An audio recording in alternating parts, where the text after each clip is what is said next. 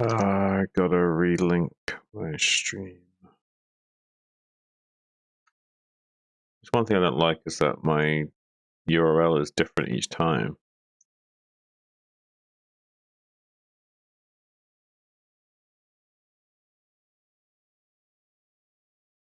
For the new stream.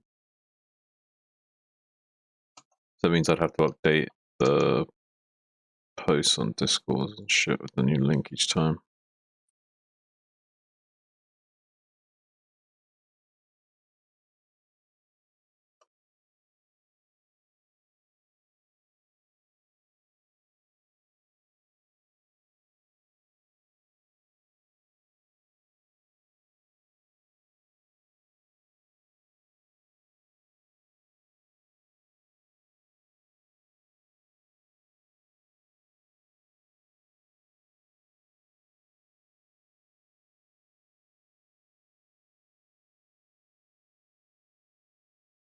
Am I talking? Right this second I am. Can you?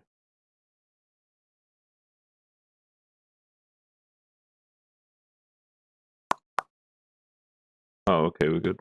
Yeah, I was just posting my link in the Discords again because when I restart the stream, I got a new link for the stream. It's like a separate broadcast thing. I don't know if there's any way I can link to my live thing directly without having to change the URL each time.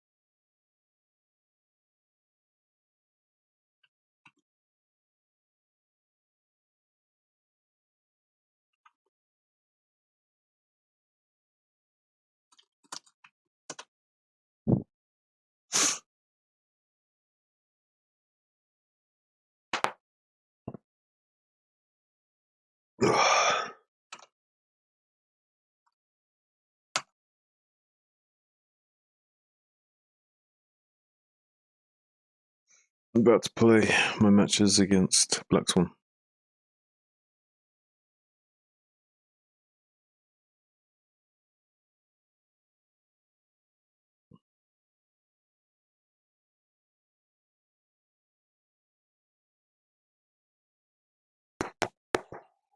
linked in the description.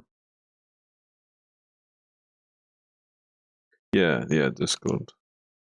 I just set it up recently.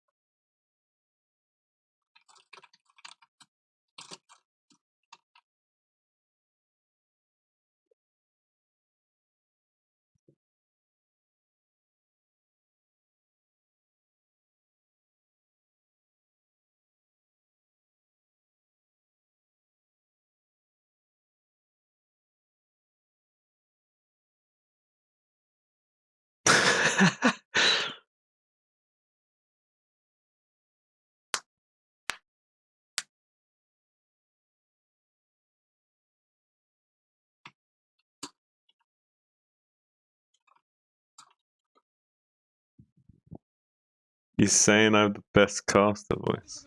Yeah, Why though?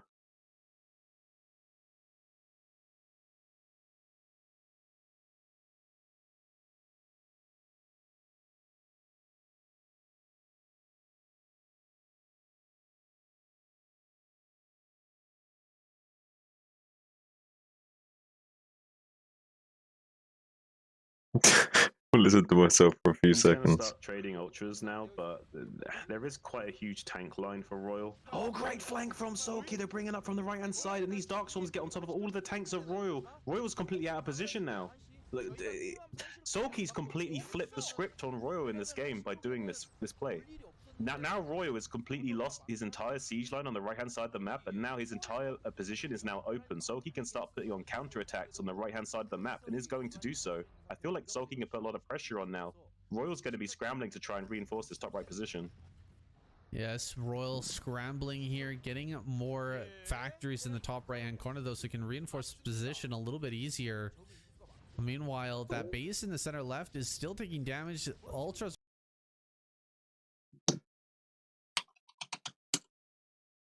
I'm gonna take a shower. All right, you might come back to the lost screen. I'm just kidding.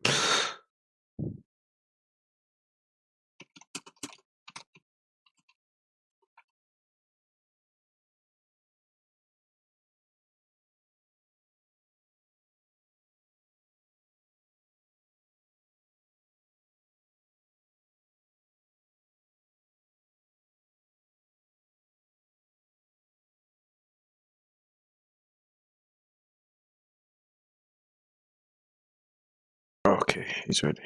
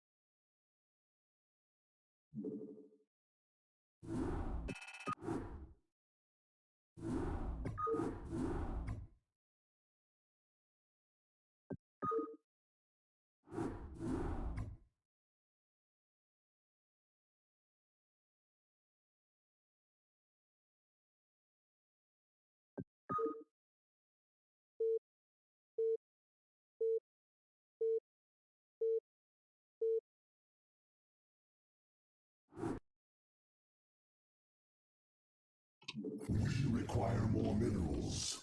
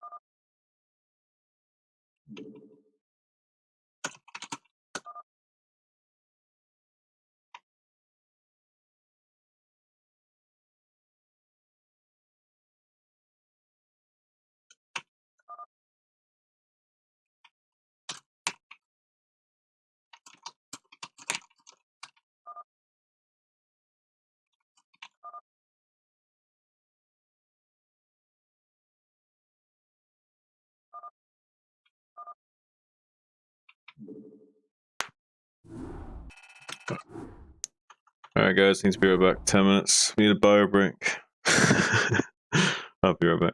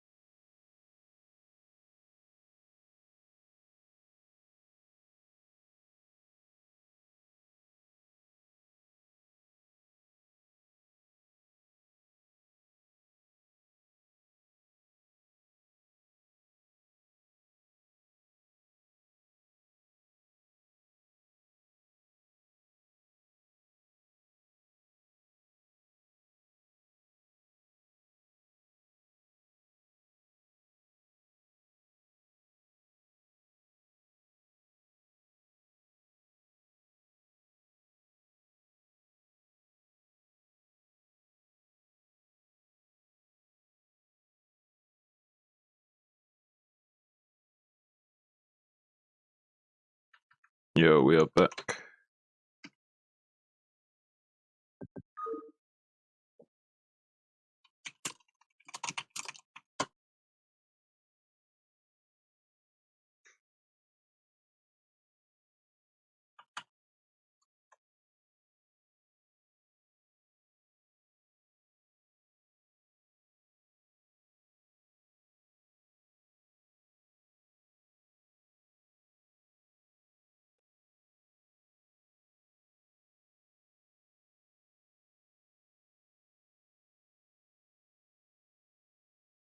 Yeah, I was taking an epic dump, man.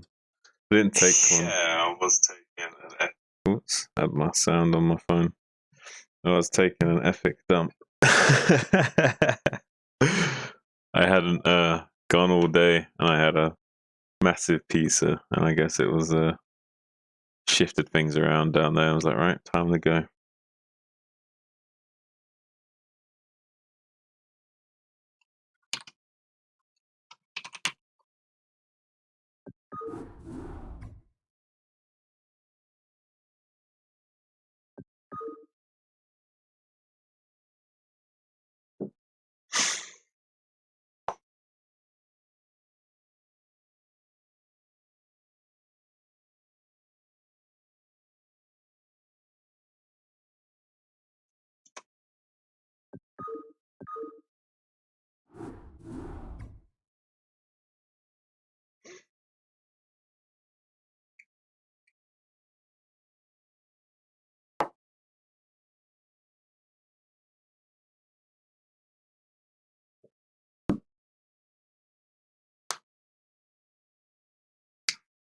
All right.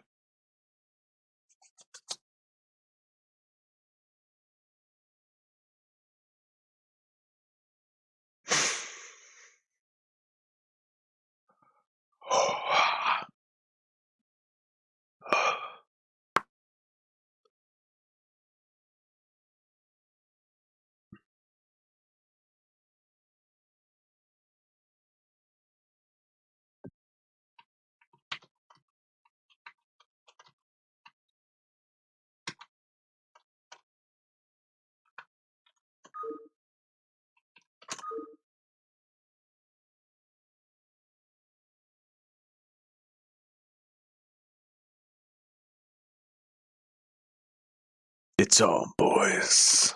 The match you've been waiting for. It's time to kick ass and chew bubble gum. And I'm all out of gum.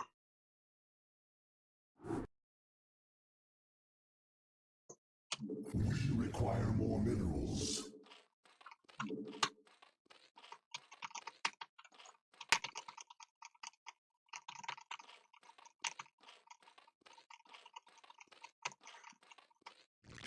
We require more minerals.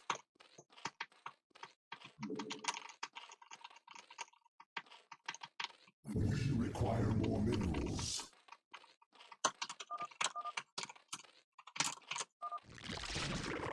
We require more minerals.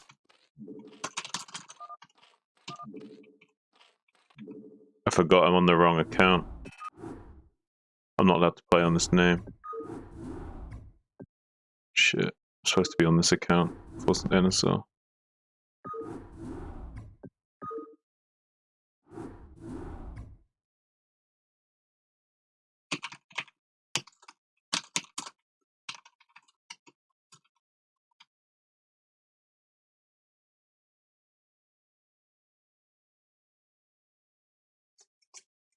Completely forgot to switch.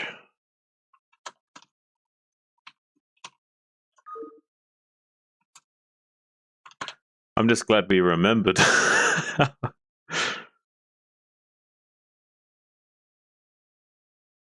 Yeah.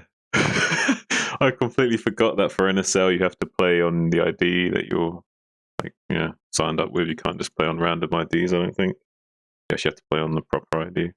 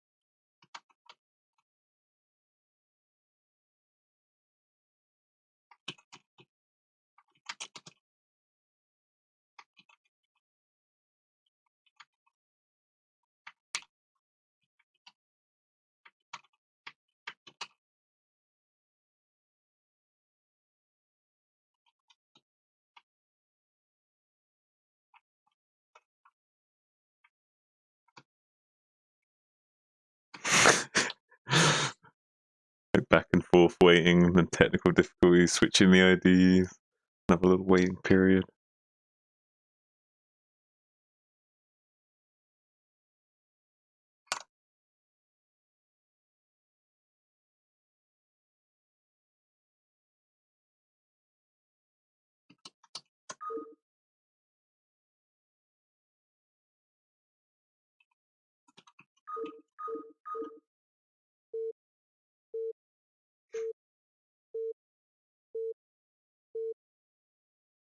It's interesting you pick line.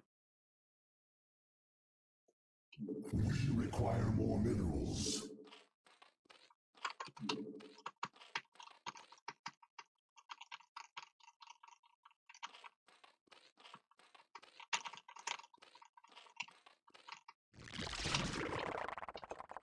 You require more minerals. You require more minerals. You require more minerals.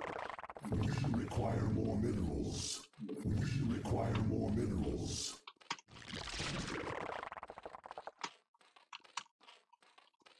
You require more minerals.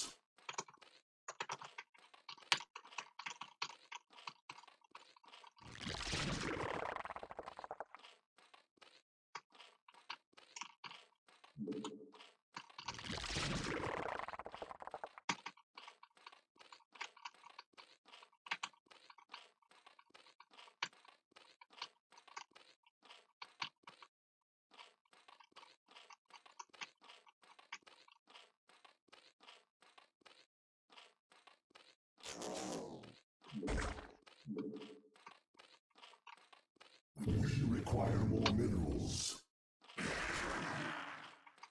You require more minerals.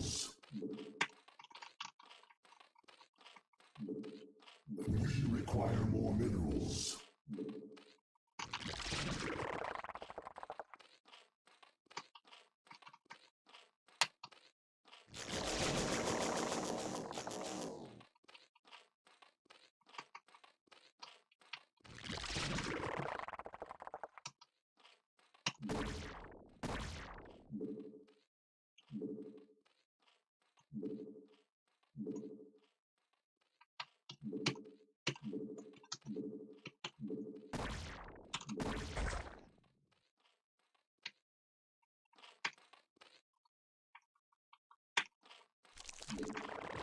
You require more minerals.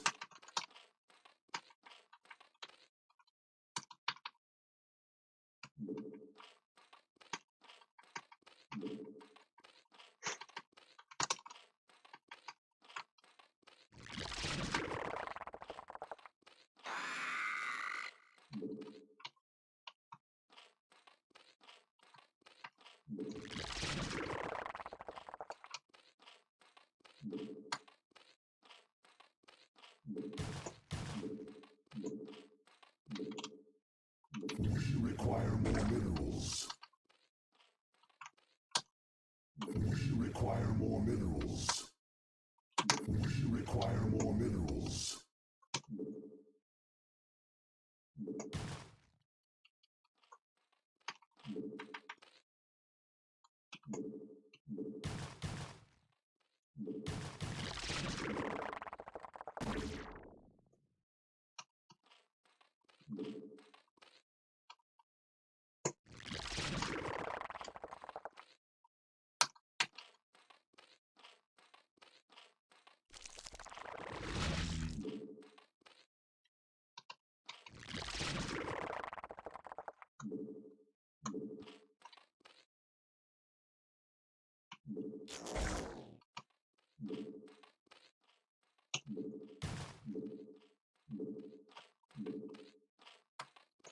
Oops, let's make one.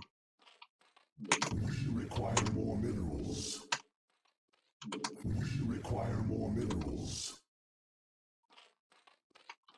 Spawn more overlords.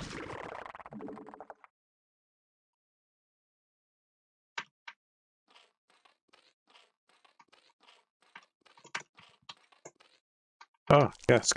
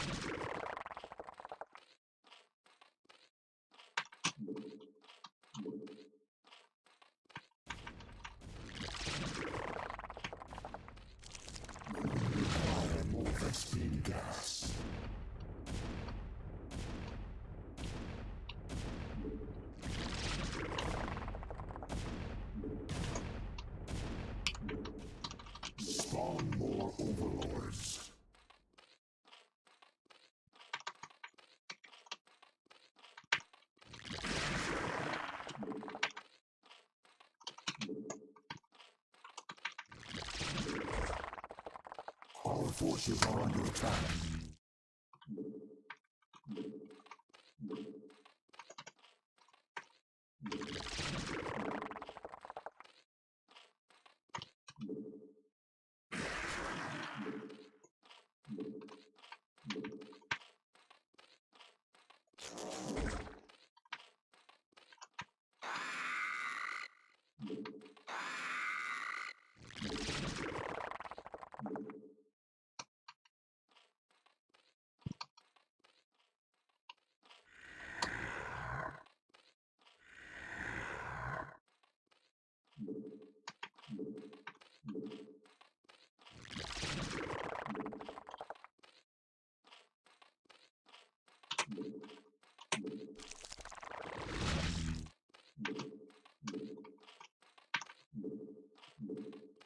Spawn more overlords. Spawn more overlords. Spawn more overlords. Spawn more overlords. We require more Vespine gas. We require more Vespine gas. We require more Vespine gas.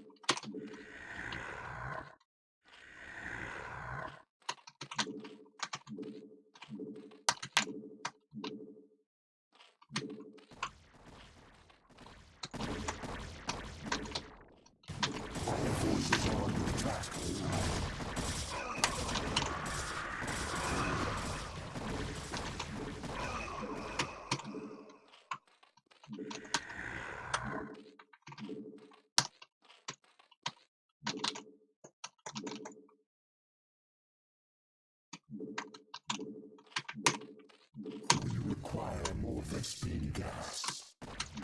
Our forces are under attack.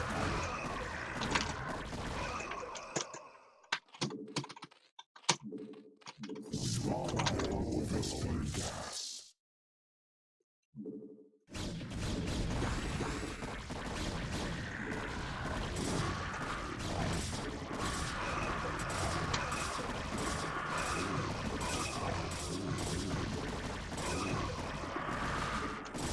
Forces are under attack.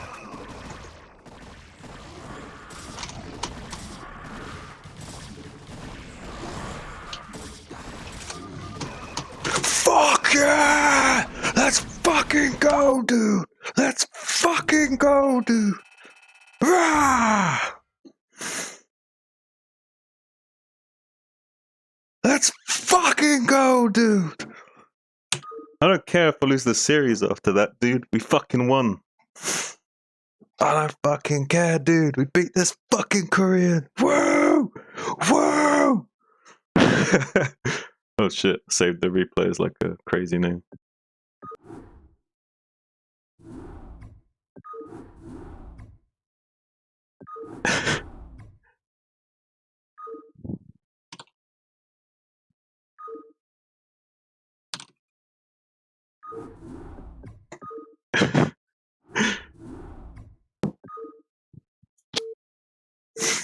Oh, fucking yes! Oh, baby. Whew.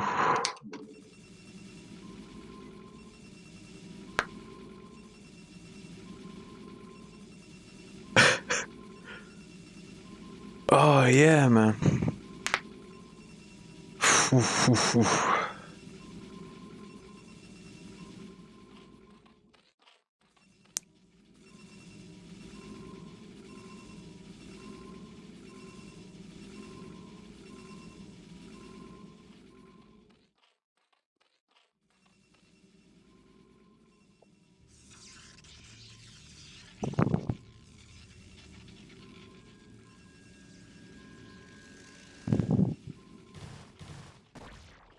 crazy that I managed to let that probe get him with 2 HP. Well, it was kind of good that he saw us gasless in a way. Although the gas is a few seconds late-ish. It's like a teeny tiny bit late.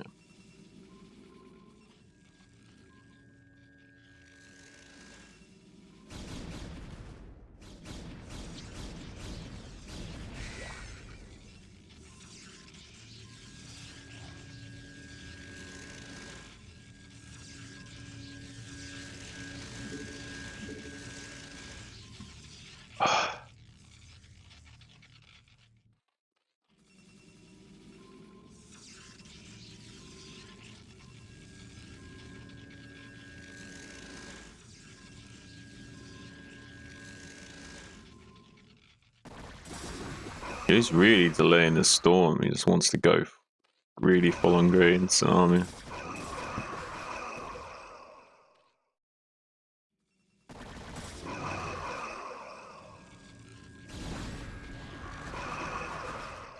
Oh, you ain't gonna have storm ready by then, big boy.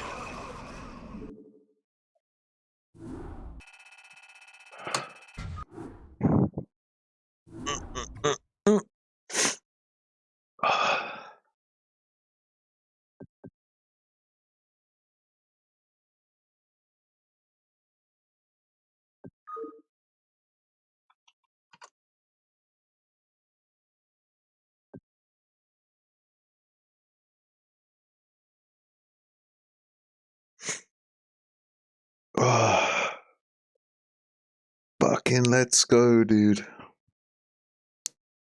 Like, no matter what happens now, we can be fairly happy with getting that game won. That was the money right there.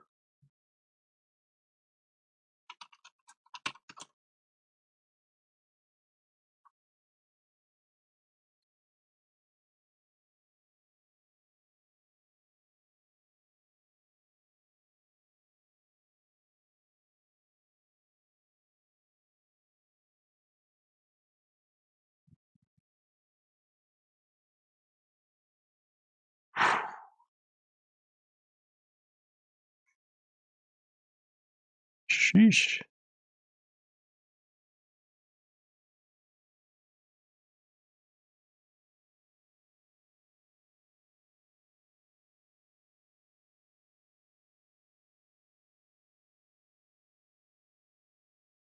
Yeah, he's Swift 32 years old and still pulling this shit. Retro. Oh.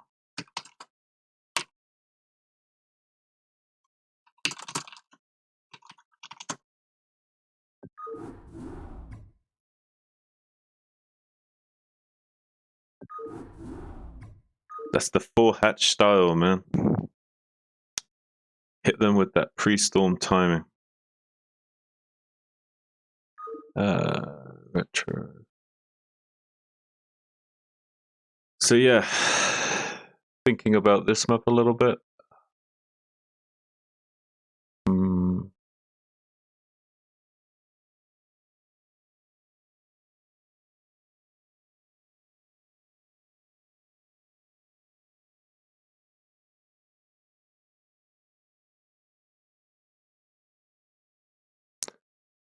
Trying to think.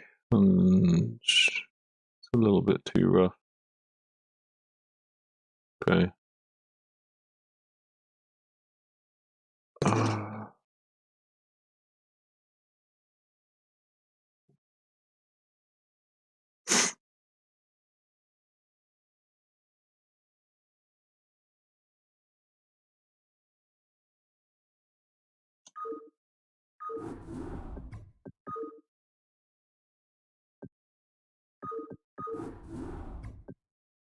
Mm-hmm.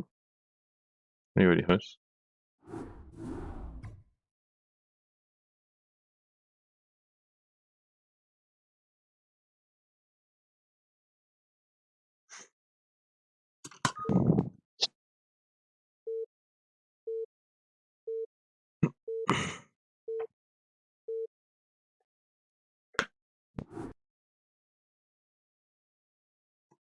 We require more minerals.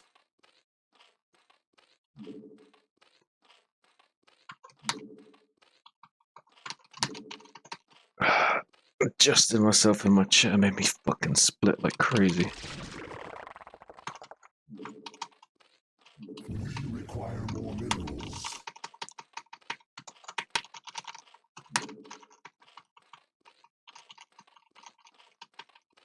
We require more minerals. We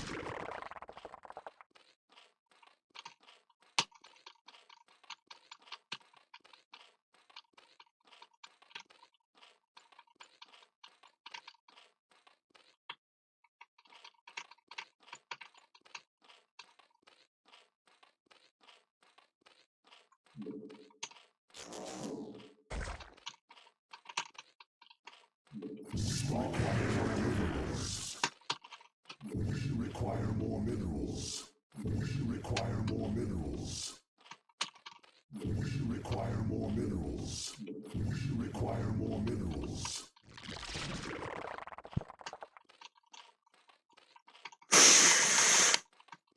require more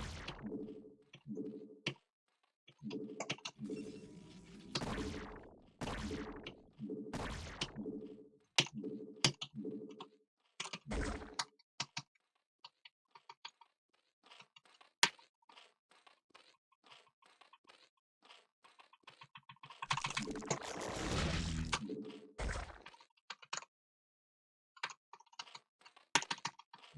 We require more minerals. We require more minerals.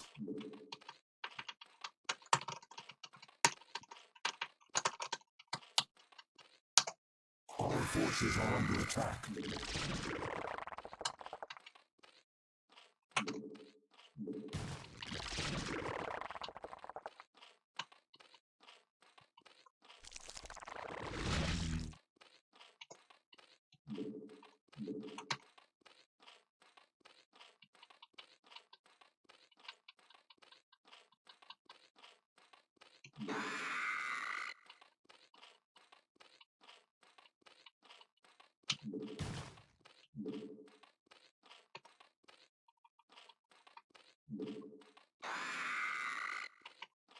We require more Vespine gas.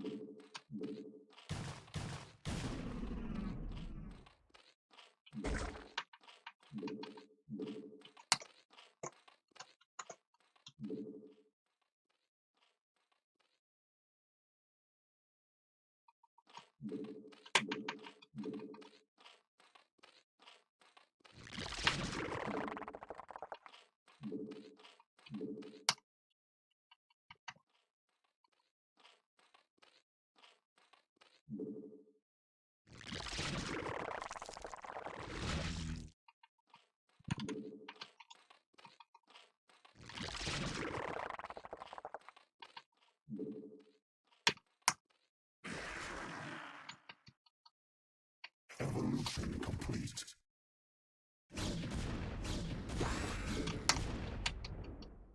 We require more minerals. We require more minerals.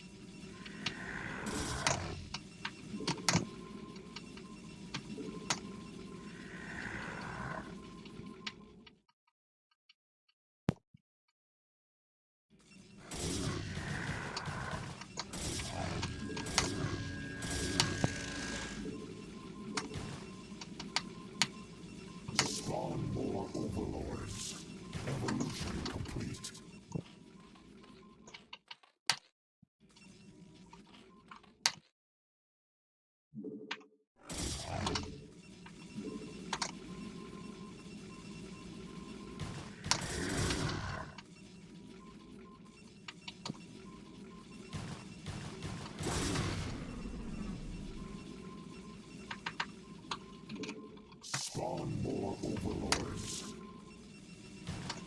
Spawn more overlords.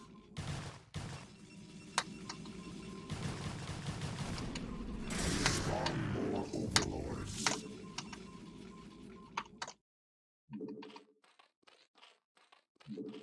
Our forces are under attack.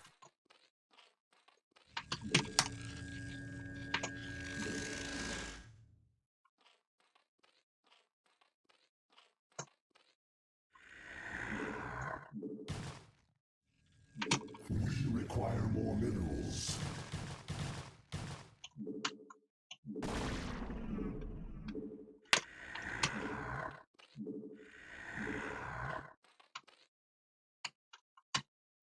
Our forces are under attack.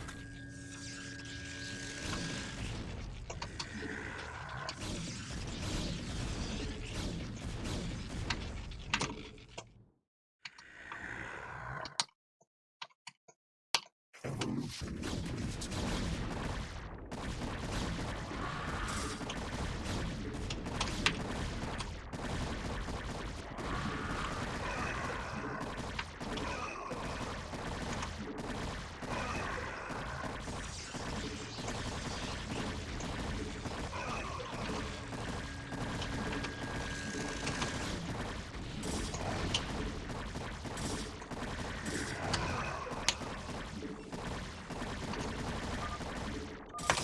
Fucking yes! Let's fucking go, dude! Fuck yeah! Fuck yeah! Let's fucking go, dude! Get some of that, Daniel!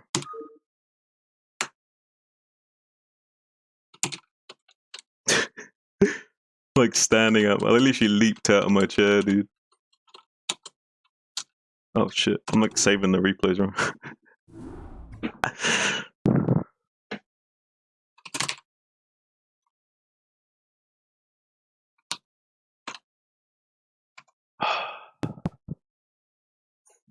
Holy shit. Ooh, he didn't see that one coming, did he? Oh shit.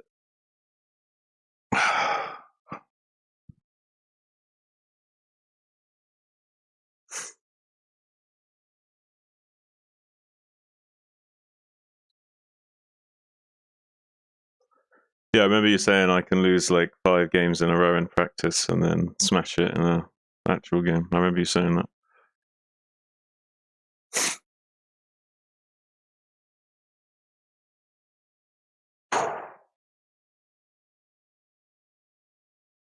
Yeah, baby. That's what I'm talking about. Putting them hours in.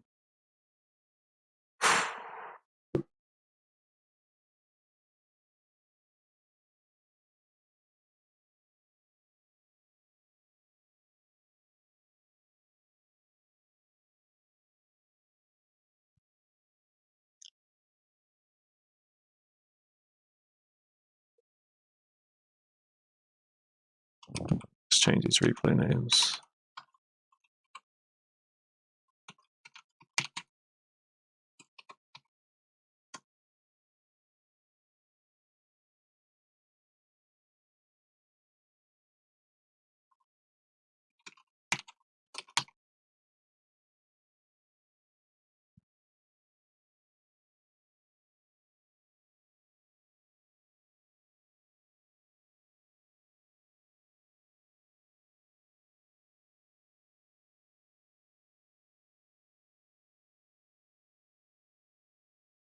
Cookie Master said Black Swan is ready.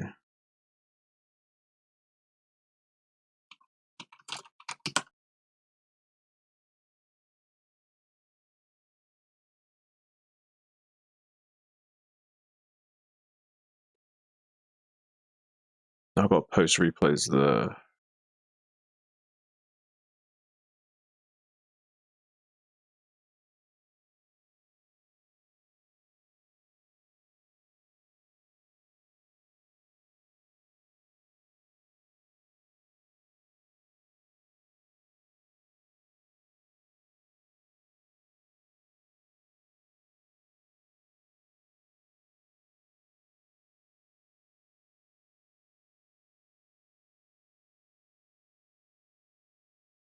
Okay, I'll put the replays here.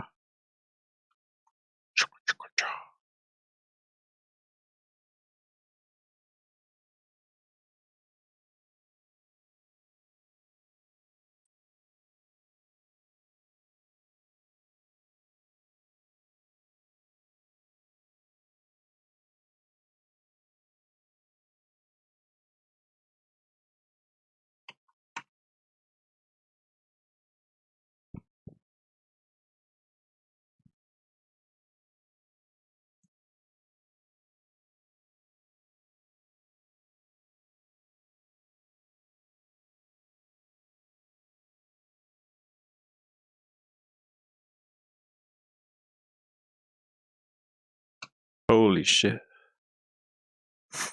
All those games just to end with 2 hours.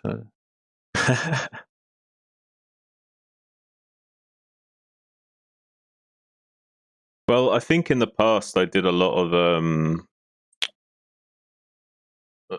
like 2-hatch into 4-hatch style, like 2-hatch layer. I wanted to throw in a 2-hatch Hydra, especially on Retro, because Retro had like not very good expansions for the other build, too far away, and also the geography on that map is pretty bad for ZVP. There's a lot of bottlenecks and a lot of tight chokes you can hold if I do go for a mid to late phase. So I thought the 2-hatch Hydra was really ideal on Retro.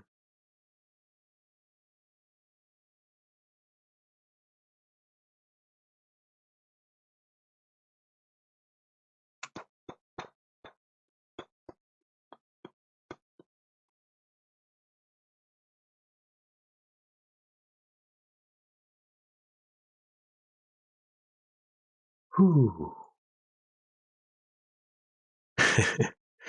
Yeah, I thought it was a good idea.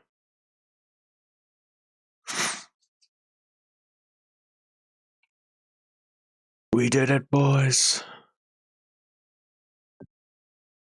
I have no idea where that puts us at this week, because I haven't really been tallying who won what. Let me look at the...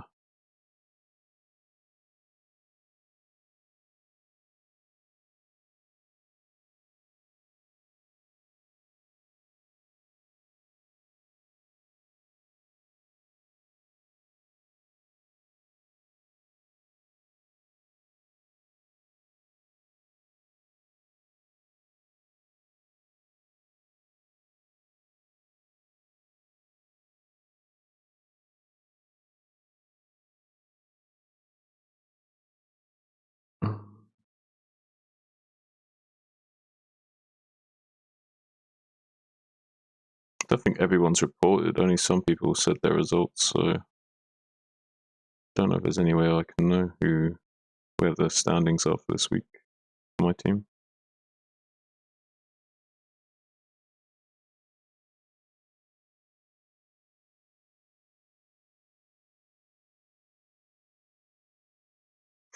That's a strong week 1 and 2 then, Ace. We got week 3 off, because Dentag's playing in our slot in tier 1.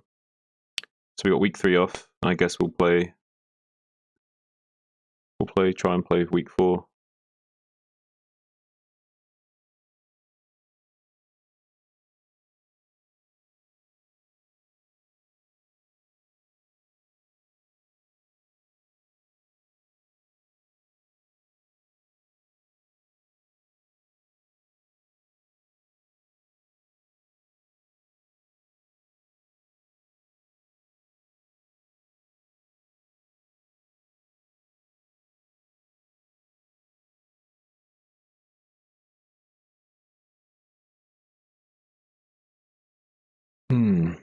Yeah, I can't. There's no way I can figure out who's won this week for our team. Because not all the results have been posted. But, like, there's lots of replays, but not everyone said the result.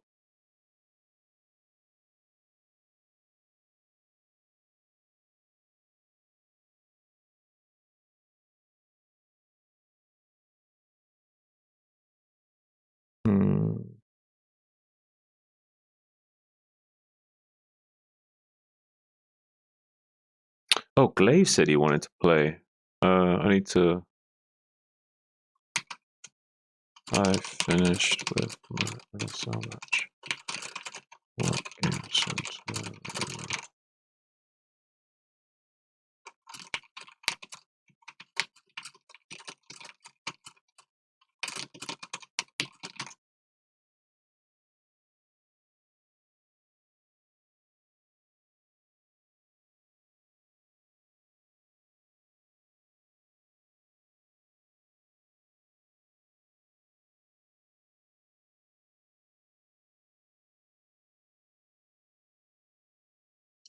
Put some lo-fi back on.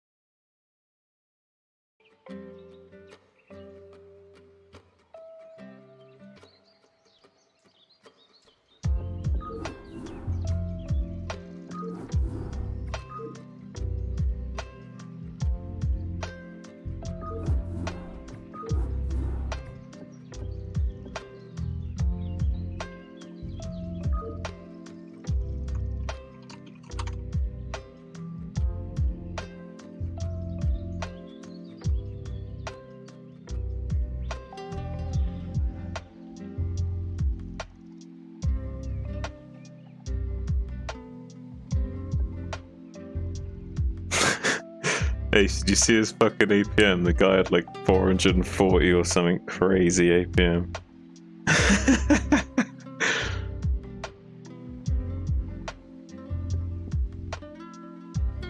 Luckily the game wasn't too laggy. I don't know if it's because I'm in a new place now with slightly better internet. The connection wasn't too bad. Not as bad as it was when I played him like a year or two ago.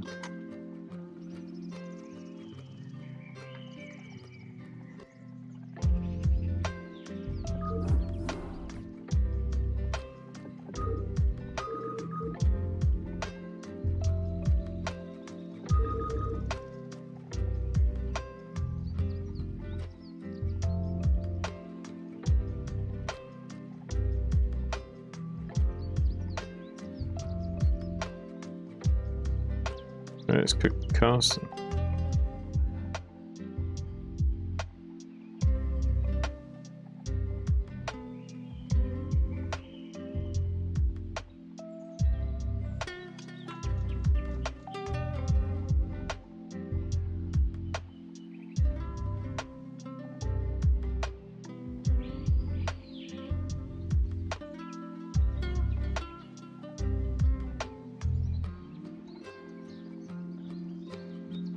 Let me see if Cookie's there.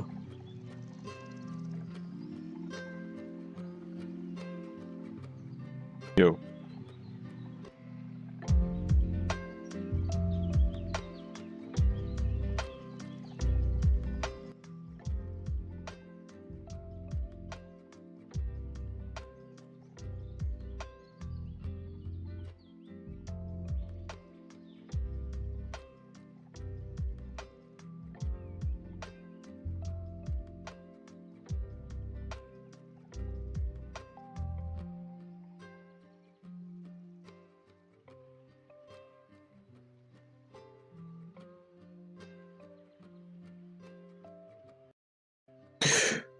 Oh, UMS. Yeah, we could do something, Ace.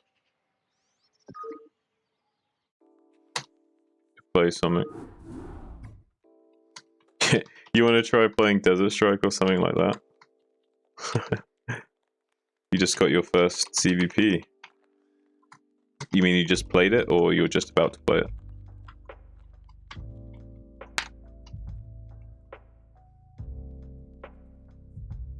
How did it go?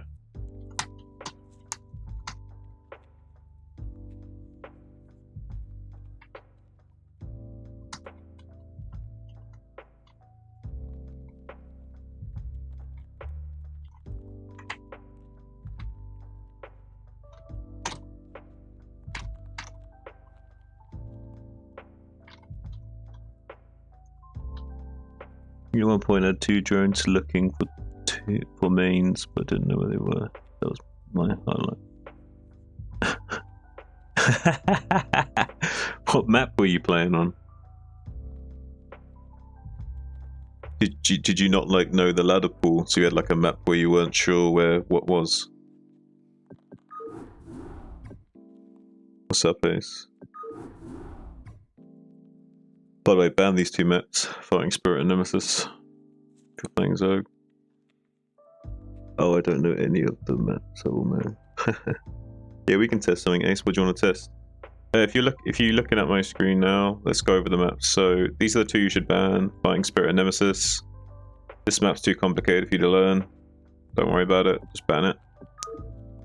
Fighting Spirit, I mean, obvious reasons, don't play this map. It's really short rush distances, really easy to take third bases for promos and shit. Yeah, just don't play this map. It's not good. So ban these two, and then you don't have to worry about these 5. Okay, so Butter and Eclipse are your 2 1v1 maps. Neo Sylphid's the 3-player, and these are your 2 4-player. Vermeer's the most balanced map. Polypoid's pretty good. Sylphid's really good for ZVT. Eclipse is pretty shitty because when you're playing Zerg, the Terran can contain you from. But let's look at the actual map geography a bit, so I can explain to you the basics of the actual geography. I should have looked at the map, but I didn't. Okay, Tenax versus Kanamash. Okay, do that. Okay, so let's go map 1 by 1. So let's look at Butter. So this is one of the 1v1 maps. Obviously, you spawn in these corners. The really good overlord spot is these black tar pits here. You see these big black tar pits? These are your good overlord spots here. It's like map hack having your overlord here, because your overlord sees like this entire region, so you can kind of see into the main base and into the natural at the same time. You think that was the map? Okay. Yeah, so if you look at this map, you've got this like high ground base up here, which has the ramp leading out towards him, and this ramp leading out towards you. But you also have this low ground base like off to the side. Now, let's say you're playing ZVT. If you want to play a more turtle style, then you could argue taking this base here is better because you have the ramps to defend with lurkers or sunkens, or you could make the argument that taking here is better because you've got it's a bit more tucked in, but it doesn't matter.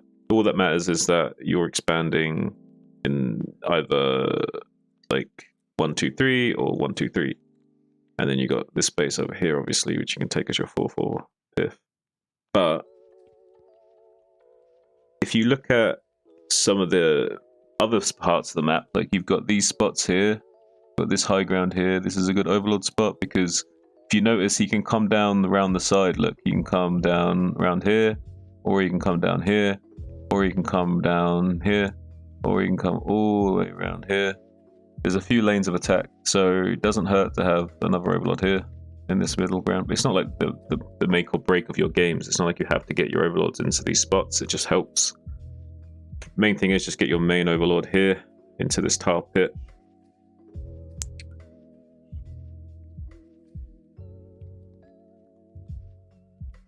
Yeah. Well, look at each of these maps. So on Eclipse, it's a force cross spawn. So it's pretty long rush distance. Like it looks like it's pretty close rush distance, but it's actually pretty long. The good thing about Eclipse is that it has these like singular ramped third bases, so it can be nice for taking a greedy third base against Terran. It's pretty good to turtle up against Protoss as well, but it's double-edged sword because the Protoss also has a pretty easy to defend third. But one thing to note is that the distance between the third and natural is pretty far compared to some maps. Like, not like super far, but it's noticeably further. And yeah, fair enough, Dustin. I'm probably like saying a lot of shit that's going over your head. Okay, for now, let's just look at the base layouts, the basics. So, first thing I want you to do when you see like a map preview, so say this is your map preview and the game's loading. First thing what you do is identify, do you send your overlord clockwise or anti-clockwise? So for example, on this map, Neo Sylphid, you see how his expansion is aligned this way. So we want to send our overlords anti-clockwise, because if we're here, we want the overlord here, And if we're here, we want the overlord here. And if we're here, we want the overlord there. So the first thing you can do is identify right away whether or not you need your overlord to go clockwise or anti-clockwise. That'll help you out a lot. Usually the ramp to take your expansion will be the opposite direction, but not every single time. Most of the time it is. So if you do have to scout clockwise, you probably have to expand anti-clockwise. But you can take note of that of the map preview. Sylphid is probably going to be the hardest map for you to learn because it has one of the weirdest layouts because it's asymmetrical in the sense that it's a 3-player map. So if you kind of look at it, we got these like, try and like visualize it as like tight clusters of bases. So just see this like tight cluster of 4 bases here, this tight cluster of 4 bases here, and this tight cluster of 4 bases here. And these are just mineral expansions. These 3 here, these are just mineral onlys. So try and like ignore these a little bit and just focus on the fact that these 4 bases are all in a tight cluster. So these are your quadrants of the map. So you expand clockwise out of your base, like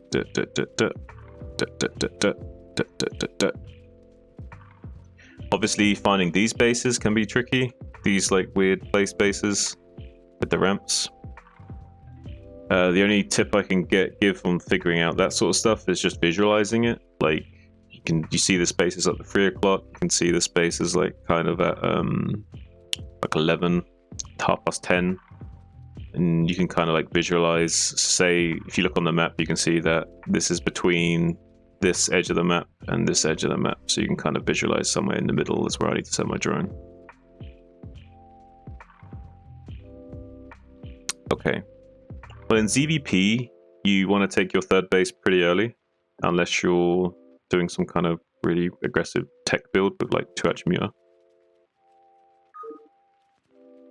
So it is important for you to know these base layouts so you can take the 3rd really quickly.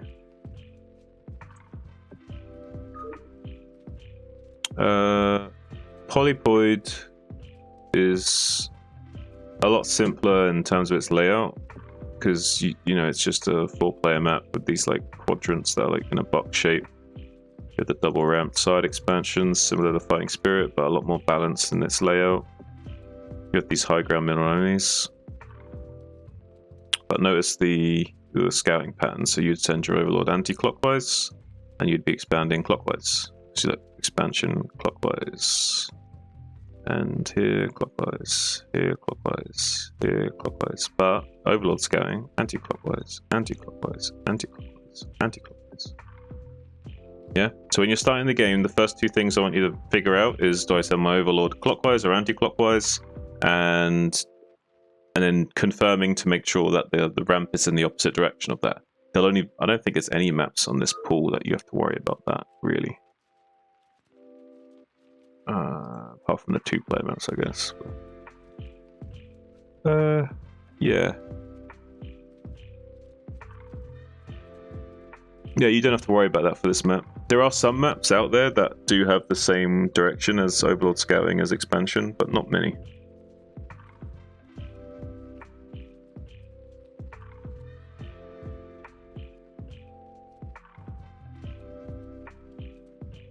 Okay. Well, keep at it. If you're having a hard time finding your expansions, then there's already a room for big improvement there alone.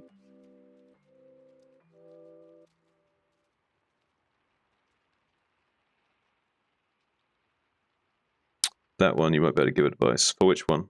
Sorry. What one would I be able to give advice?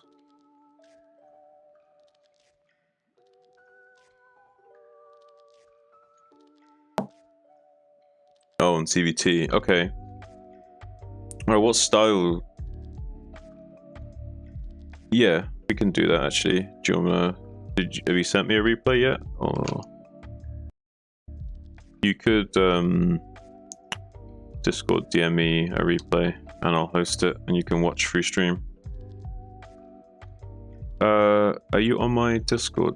There's a Discord link. Yeah, you're on it.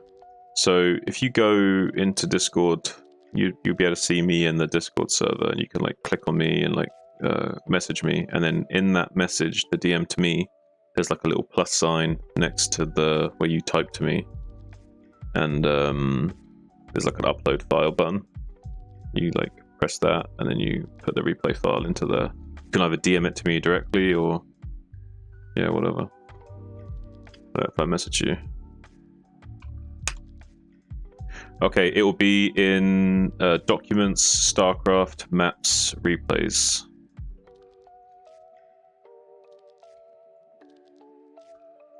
So like this PC, documents, StarCraft, maps, replays.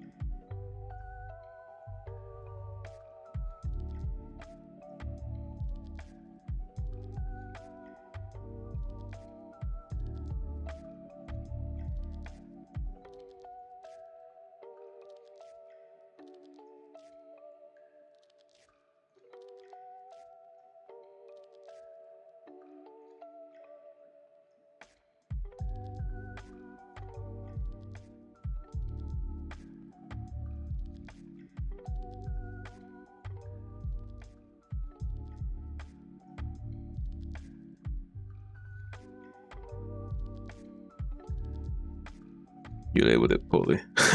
No worries. You can always sort by date modified, so you can see which are the most recent ones, so you can narrow it down as to which one it might be. That's what I have to do sometimes when I'm hunting for a certain replay.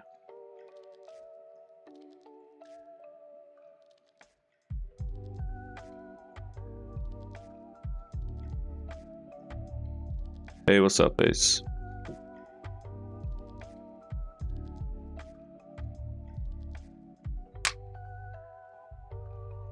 Dustin's gonna... Oh, you feeded the cats and doing dishes. No worries. Dustin, sending me a replay. I'm gonna analyze his CBT and see if we can give him some tips.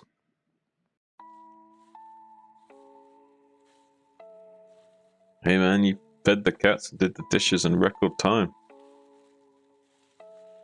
Alright, let's check this replay.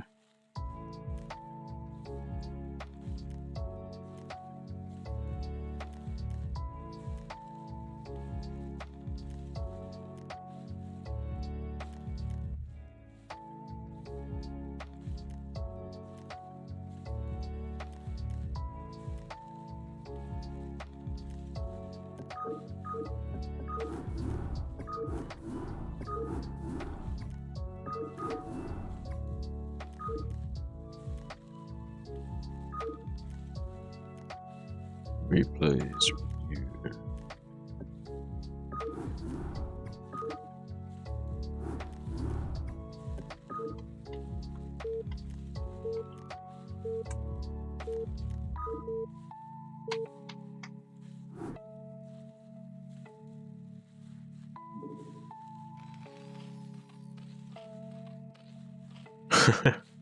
Wait, what happened here at the start?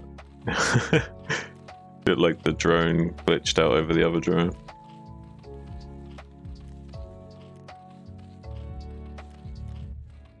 Alright, so let's check out what you got.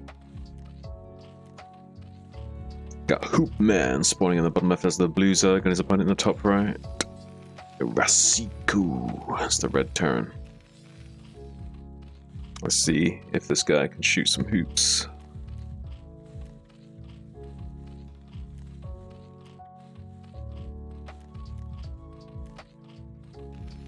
Can you get a slam dunk on this guy? We're gonna find out. Okay, so drone is a bit late. Okay, so first things first, let's look at your first initial timings, okay? So when you want a 12 hatch, you need to send the drone at 200 minerals before these drones hatch. And one of these drones will scout. So like say this drone will be a scout, these will go to mine, but right now we will take a drone off the line to expand. Exactly this time. You see you've got exactly 200 minerals. By the time you get to your expansion, you'll have 300. That's my first thing I'm going to point out to you. I'll go really slow though. I'll wait for you to like address each point so that I don't go too fast and like overwhelm you. So yeah, first point is when you're 12 hatching, we need to send the drone really quickly at 200 minerals. And then this one of these drones building here will be a scout drone. Okay.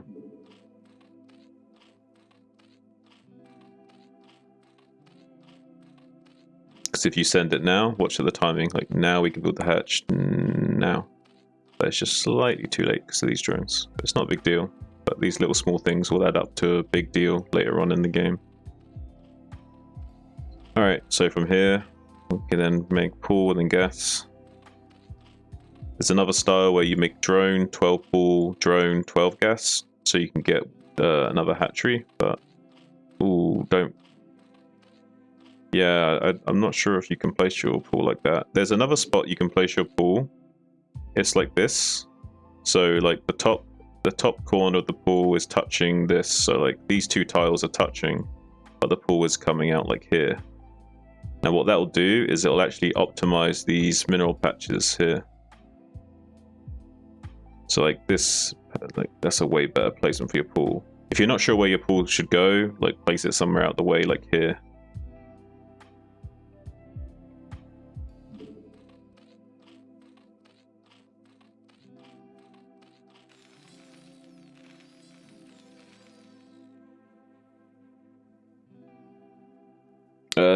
Second overlord stays here.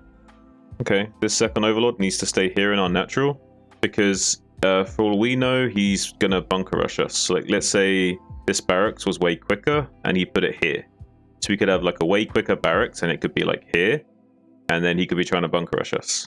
So we need this overlord to kind of be chilling around this area so that we can see him building the bunker and coming in. Otherwise, we won't even see it with the hatchery. Like he can build the bunker outside of our vision. And we won't even have a reaction time to it. So make sure this second overlord's chilling in the natural. Yeah, I kind of went ready to just sit the game on the bunker.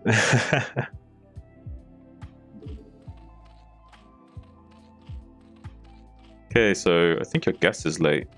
Wait, when did you take your gas? Right, nothing I say is like a judgment or criticism, it's like observational. Okay, so yeah, you're doing like a really late gas timing. You can't really do this against Terra unless we're going 3 hatch.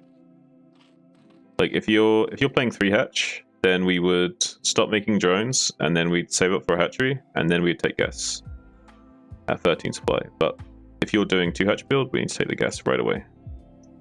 So yeah, it depends on what you want to do. If you want to do 2 hatch build, then the gas has to come right after the pool. Otherwise, you can delay it a little bit if you're doing 3 hatch, obviously. But that's a bit of a different way of playing. Okay.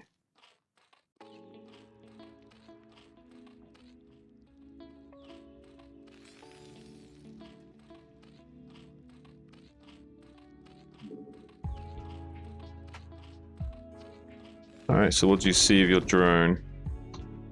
Okay, we see the SCV. You see, this is like enough what we see right now. Like, you probably want to just run this drone back, especially the second you see this SEV. Because, like, if you look at the timing, this is like standard 1 Rex FE timing. He's making the CC about 2 minutes 50. Like, it's super standard. If it was greedy, he'd make it without making the Marine. And if he scouts you early, like say he sees this 12 hatch and he scouts you first, he can not make the Marine and make the CC at 15 supply. So it'd be like building at like 2 minutes 30 or something way earlier. I don't know what the exact timing is, but point is that you see this SCV here with this drone. It's like good enough information, but we're probably going to lose this drone, I imagine.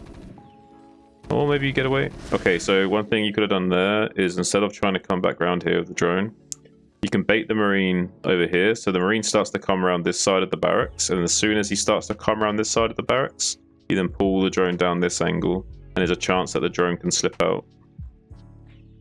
That's one option. If you were completely boxed in and you couldn't get out, you could also make an extractor and cancel, and that will put the drone back to full HP, and then you can retreat out. It's worth doing that if you can save the drone. It's a little APM intensive though, so mainly just confirm the CC and try not to lose the drone is the main takeaway.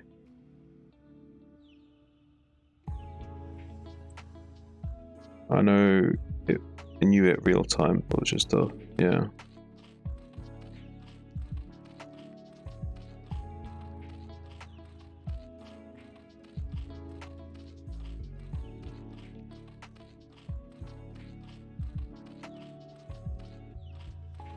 Yeah, so this pool, like, it mines, like, mostly efficiently, but I don't know if you noticed, but, like, every 4 or 5 cycles, the drone bounces like that.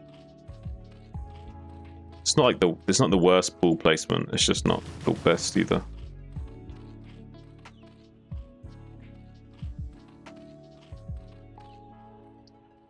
Okay, so this is a safety sunk. If you're making a sunken at 4 minutes, you're basically saying you could push out on the map with naked marines without medics. I'm worried about that. But this doesn't make sense. You can't make a second sunken now. There's like no need for it. Like, he hasn't got medics. Like, let's look at the timings. Like, he's only just now taking his gas. Like, these naked marines, one sunken is more than sufficient. So at 4 minutes, you do not need more than 1 sunken. Like, you can make 1 safety sunken if you're worried about these marines coming across the map to kill drones. That's fine. But we only make the second sunken at like 5 minutes when we confirm that he's 2x. And he is 2x, so at 5 minutes you might need a second sunken. But he's also cross map, so it's like even a longer rush distance, so we don't necessarily need to be that quick with the sunkens. I'm not going to like what comes next.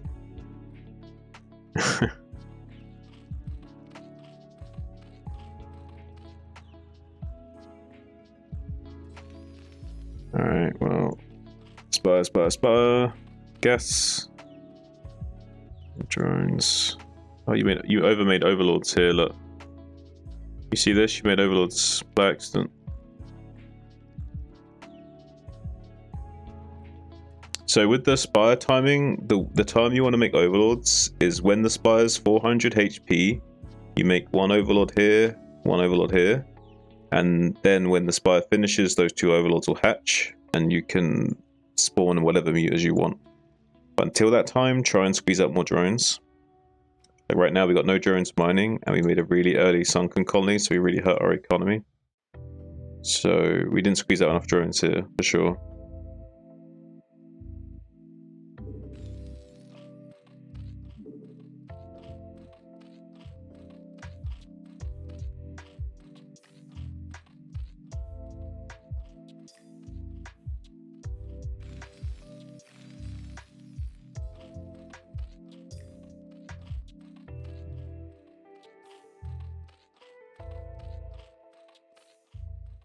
Yeah, this guy seems probably better than your MMR.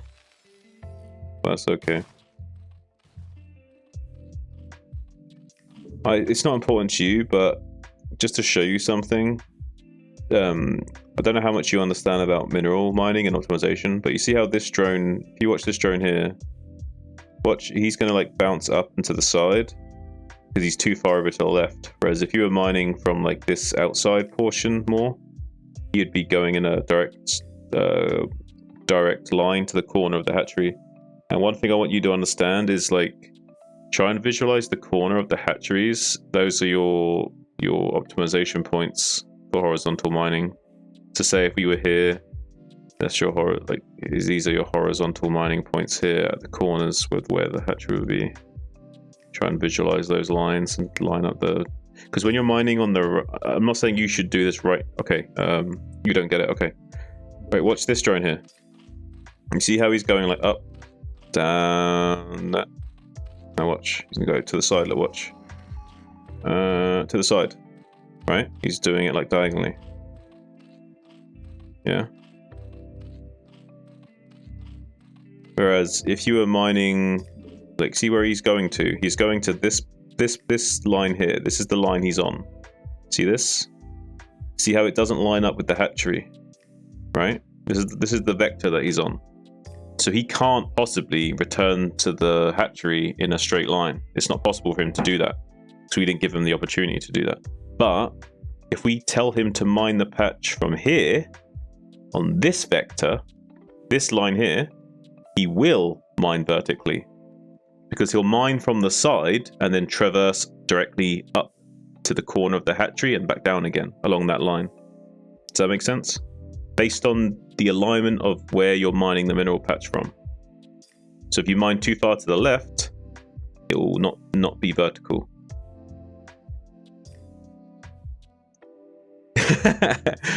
Alright, yeah, shit's gotta be straight, man. Yeah, shit's got to be straight, because if it ain't straight, it fucking goes off to the side like that. But yeah, one thing that the reason why I'm telling you this is because it works for other stuff as well. Like say these guys here, they're going to be horizontal mining off the corners of the hatchery. But this guy here, he's going to bounce off the corner of the hatchery.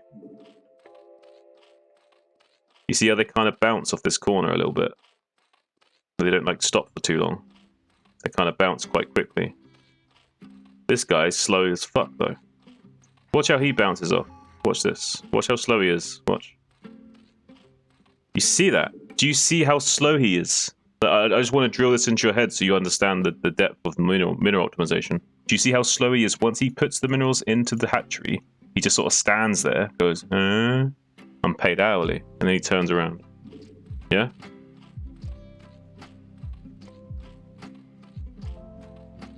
See that shit? It's slow as fuck, right? But they see that guy there. Now let's watch this guy. Watch what this guy's doing. Watch this. Boop. You see how fast it is? It's like as soon as he hits the hatchery, he's turning around. You see that? Boop. See that fucking shit? That's an optimized drone right there. These patches are really good. These patches here are good for that reason, because they help align to the corners of the hatchery, and they kind of boost themselves. With these two patches, yeah, okay. I just wanted to help you understand some of the you don't have to do all this stuff, but alright, I'll try and stop talking too much about minerals.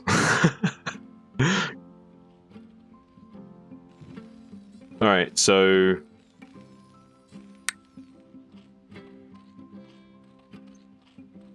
how many drones we got here? We got, okay, 8. This one's not mining. Yeah, we're a little light.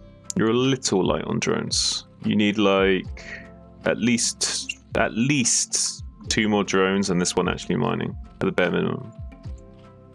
You're making den now.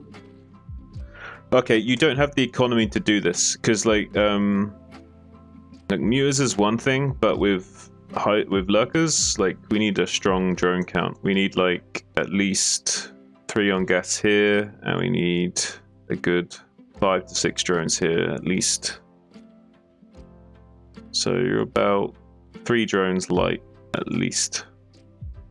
That's bare minimum. Yeah. Let me look at your muta timings, exactly what happened here.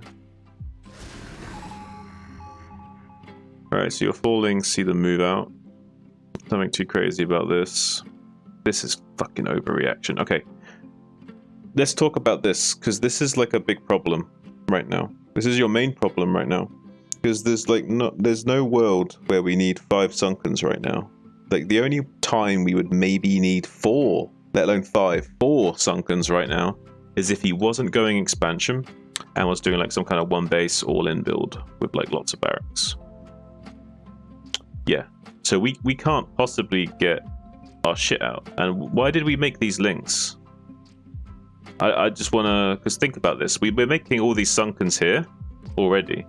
So why are we also making links? Because not only are you hurting yourself by turning drones into defense structures, but you're also using your lava to make links instead of mutas. Just panic. Okay. Well, the most important thing is not panic. So let's identify some basic things. He's cross-map, so he's got a long travel distance to get to us. That's number 1. So we have plenty of time. As soon as we see him moving out, so let me show you. So you got this link to check for the move out, right? So the second we see him move out, we just add on Sunkens and don't panic.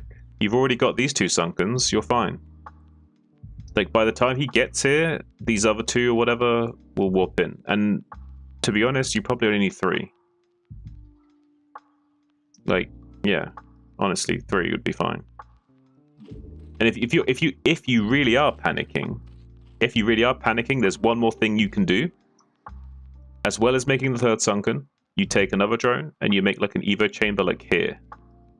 Like out in front of the Sunkens. So but you don't let it finish necessarily, you can cancel it. It's just to buy you time for the Sunken to finish and it creates makes it harder for him to get surface area on the sunken. Because if your evo's here, he has to walk past the evo to get angles on these sunkens, or he has to kill the evo first. Either way, it makes our defensive structure better. So if you want to do a panic thing, you can sometimes make an evo and then cancel it before it's finished. That's like a little bit of a buy you some time. Now, he made a 5th thinking he could run through the ramp. Oh, yeah, no.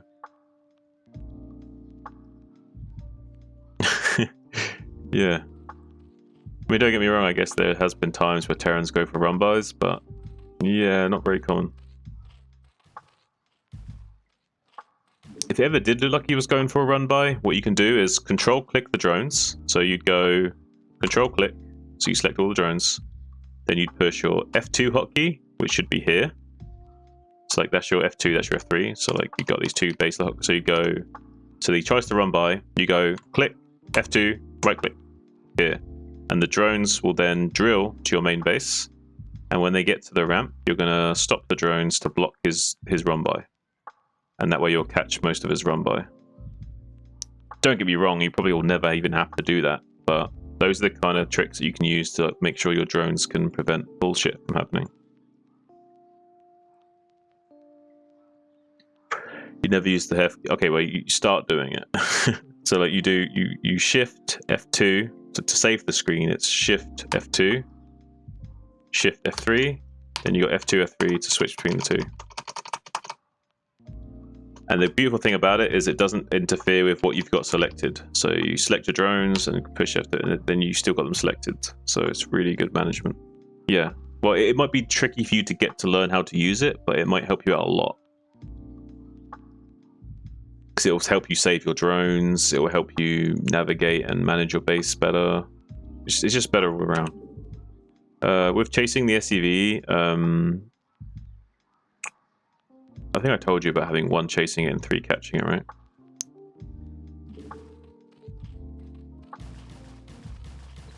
Yeah. Okay, so how many meters could we have made? Yeah, look, you got 6 lava, and you basically got your money. You basically got it.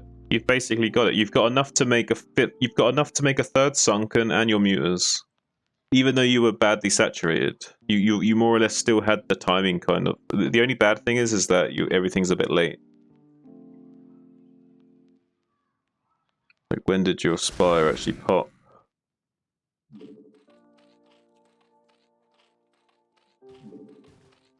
Yeah, I mean, it's a little bit late, but it's not. It's because your gas was late, right? Like it's not. It's all relative timing. So because the gas was late, the spire's late, and blah blah blah. But yeah, 5 sunkens is just fucking nuts. Like 4 is plenty. 3 is pretty good enough anyway. So 4 is even a bit crazy. And especially if you're making lings, like can't make lings and 5 sunkens. It just hurts us too much. So look what he's got here. He's got what, like 12 marines and 2 medics. That's it. 12 marines and 2 medics. He hasn't even got enough medics to break 3 sunkens. Like, he needs at least like 1 medic per sunken as a rule of thumb. So like, he's not getting through this. He's not getting through 3 sunkens, especially there's like a few lings as well as 3 sunkens. So think of it like this. Think of it as like 5 minute, you need 2. 6 minute, you need 3. And maybe like later on in the game, you need more than 3. But early game, you don't need more. So like 1 minute, sorry, 4 minutes, maybe 1. 5 minutes, 2. 6 minutes, maybe 3. But you don't need more than that. Try not to exceed those numbers. So don't exceed more than 1 sunken at 4 minutes. Don't exceed more than 2 sunkens at 5 minutes. And don't exceed more than 3 sunkens at 6 minutes. Yeah, that's a good rule of thumb for the medic and sunken thing. Because the way it works is obviously the sunkens don't do enough damage to kill a marine if they're being healed by a medic temporarily. So if each sunken is shooting a different marine, but each marine is being healed by a different medic, the marines have a lot more sustainability. Whereas if he hasn't got enough medics, then the marines will start dying quicker. So his DPS will decrease much more rapidly, and then he can't break through the sunkens.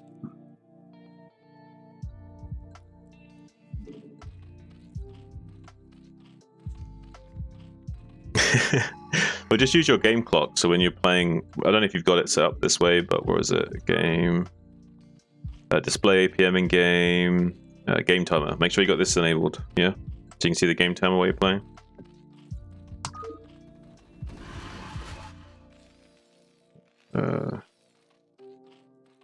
Yeah, so in your options, game timer, display APM. Are there any other options you need to worry about? I mean, I have my own custom options because I care about doing this shit. Like, I have smooth unit turning turned off and shit, but you don't have to worry about this. This is for like micro stuff. But yeah, main thing, I guess, just put this game timer thing on. This is going to be really big for you to learn the game.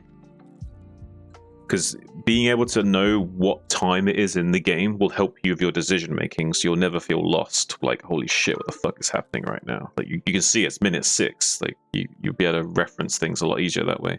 And then, well, when you'll get more experience because you'll see what they can have at what time. So say you died to a certain timing attack, and you can see the time is 7 minutes when the timing attack comes. So it's like, okay, well, I know that at 7 minutes I need to be ready for that timing attack. And then maybe at 6 minutes 30, it reminds you to build something to deal with that timing attack, kind of thing. Right, so the reason why we do the technique with the sunken ad, because if he doesn't bust, like say he comes with a small bio group of, let's say, this. So that's his first group. Ignore these 4 Marines. So that's his first attack at 5 minutes. And he doesn't break, and he just stands here. Then he comes with some reinforcement Marines a little bit later. Then we need another sunken. And then later, at 7 minutes plus, he might come with more reinforcement Marines. Then maybe we need 4 sunkens. But we shouldn't need 4 sunkens if we can mute a micro. Because we should have muters by this point to not need more sunkens, is the main thing. So instead, these 2 sunkens here, these could be an expansion. Like way better utilization of our resources.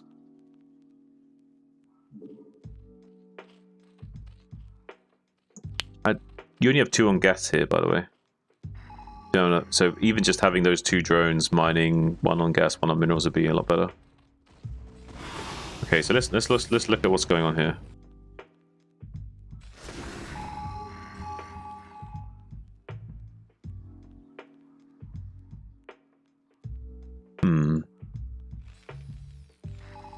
Well, in this situation, it's okay to do what you're doing because you're sunkened up. Like, it's okay to have our muters up here. But usually this wouldn't be that okay. Because if we had less sunkens, he could obviously bust us, so... You don't have an overlord stack in your muter group? And you do now, I think. Yeah, you do now. Are you using an overlord to stack? I don't see an overlord moving.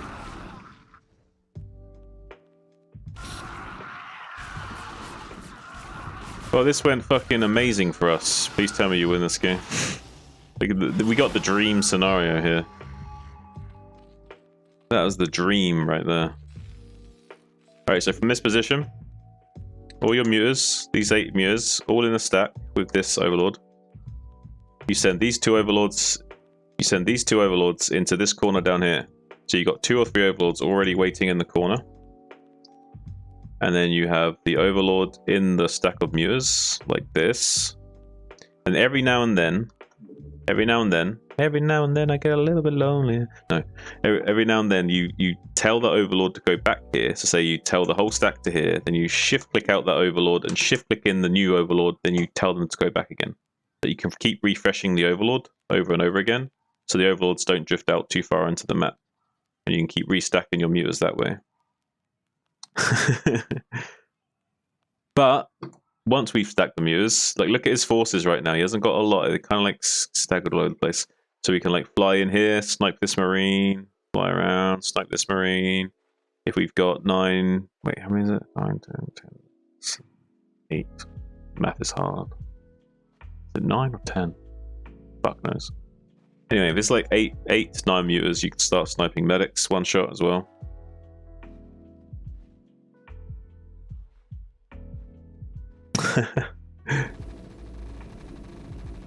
That's okay. We can practice the mutas.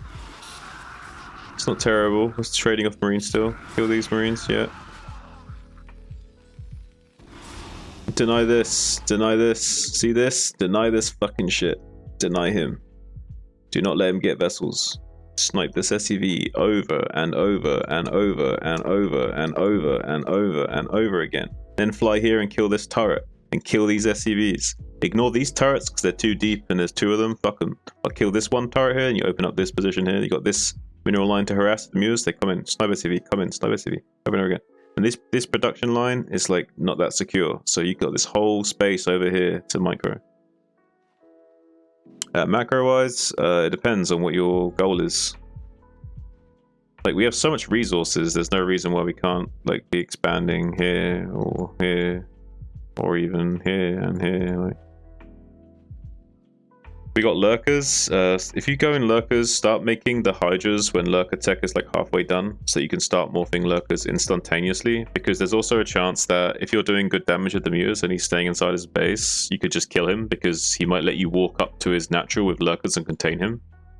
And if he's got no bunker, you can even just kill him with the lurker muta. I'm not saying that's how you should win your games, but if he's giving you that space, you can take it. You have a drone there. Oh, there. Yeah, it's just a little bit slow because we didn't. Yeah, that's the only thing. You could have been continuously pumping mutas, like those could be mutas, or those could be mutas. The lurker switch is fine though. If you do want to go lurkers, just make sure you make the hydras sooner.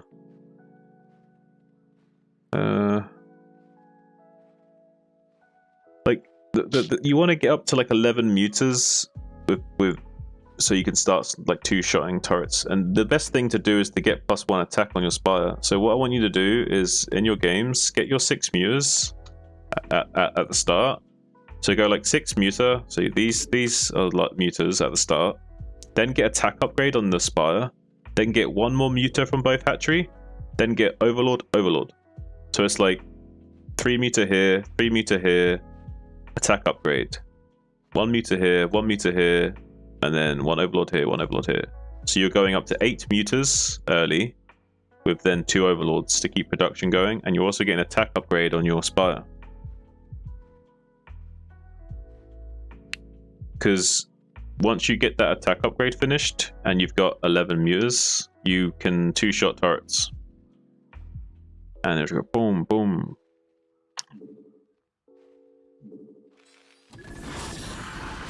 You can just run around and snipe turret, and then just open up positions and completely dominate them.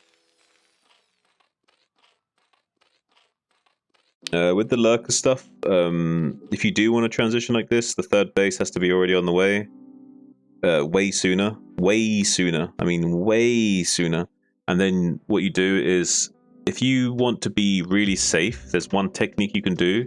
As soon as you start morphing lurker tech here, like, instead of waiting till like halfway, start morphing the hydras almost instantly, and then rally your hydras, like send like 2 hydras from here all the way to run over here, and the hydras run to this ramp to make eggs, so that if he does push out onto the map and gets like say here, by the time he gets here you'll have 2 eggs morphing here and he can't get up and he can't deny this, and then they can burrow and defend the ramp. That's like the old school way of doing it.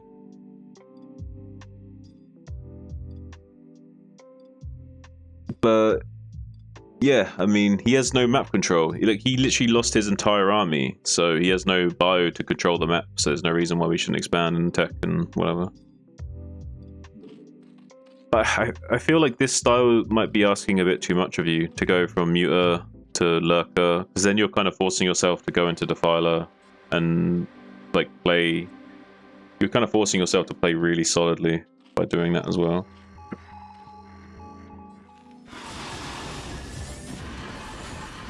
It's good that you denied the CC being built.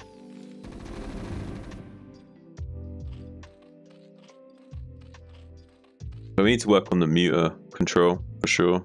You don't need necessarily high APM.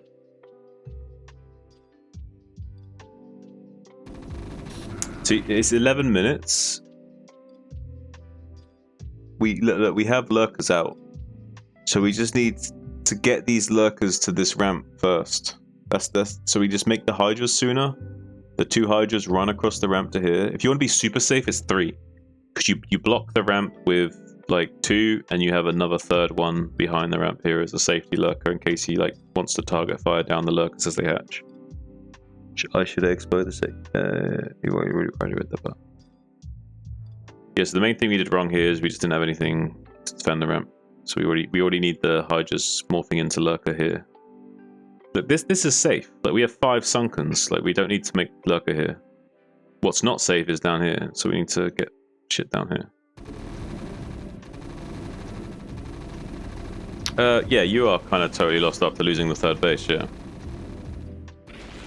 But you didn't need to be. He's making tanks and marines. He got like no medics.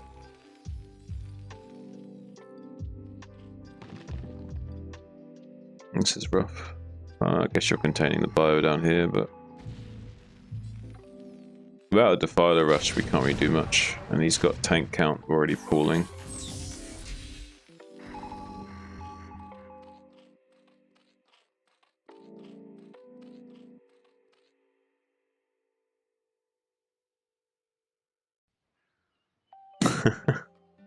Yeah, you can't really bank on that though, because like Terrans will find those expansions. Like they'll assume that you're taking them. Not only will he assume that you're taking them, but he'll expect it to be there. Like that's the spot he will expect it to be. That's the spot he'll expect it to be. Like here, here, here, or here are your most likely locations to put the base. Those are the places he will want to check and go to. Sometimes you see Zergs do something slightly off meta where they'll say they'll take this as their 3rd so that they can then take a 4th gas for free once they've defended it. Alright. Yeah, this is looking rough for you.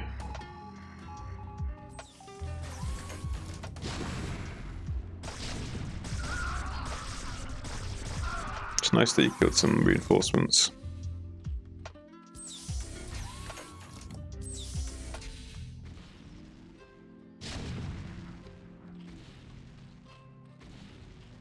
Upgrades as well, we have no upgrades.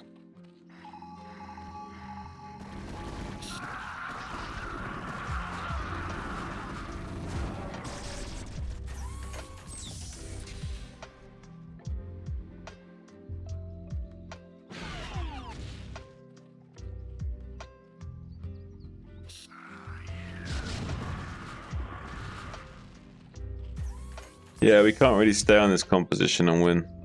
Like, just pure Hydra ain't gonna do nothing. Lurker Hydra ain't gonna do nothing against Biomech.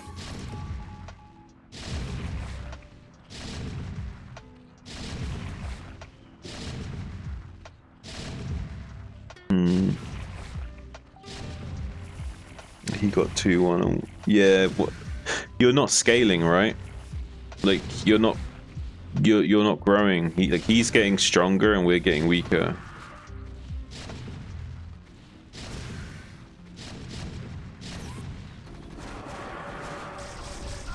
Like he has like special forces marines right now.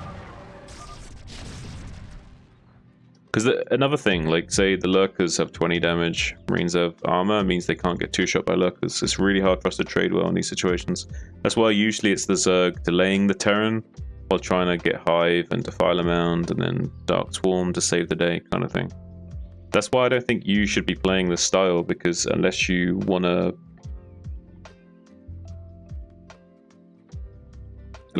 rush Hive and get Defilers and play that really standard way, which is hard, then this won't be that good.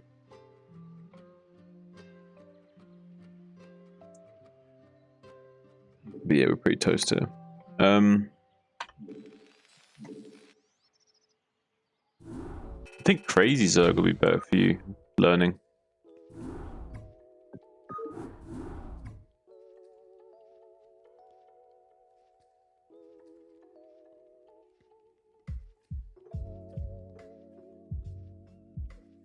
Yeah.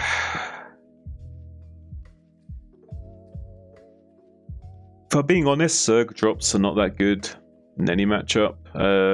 the best form of dropping a Zerg is like skirmish drops, where you're just like, say, dropping just 2 lurkers in a mineral line, or some cheesy kind of drop play where it's like slow 3-centimeter drop, where you're just like trying to get lurkers into his main base really early on. Generally speaking, I wouldn't rely on drop too much.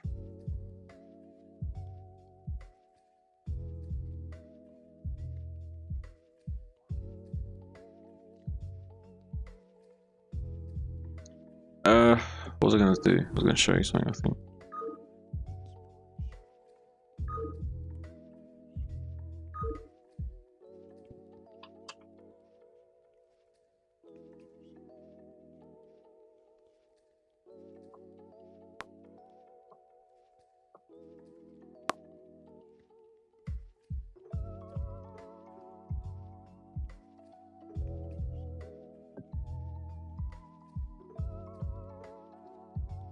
The game so much. Okay, well, do you understand how Crazy Zerg works? Going up mutas into ultras, or do you want me to show you?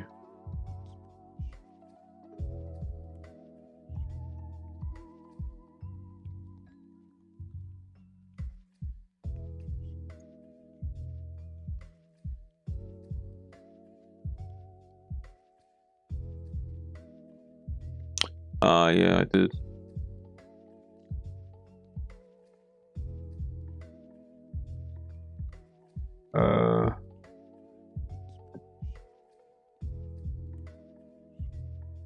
There is a lurker variation where you can go straight lurkers and then do Crazy Zerg from lurkers, but you don't have to do that.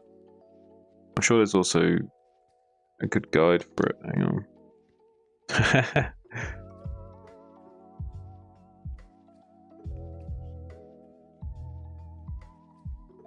Muta are working, keep with Muta.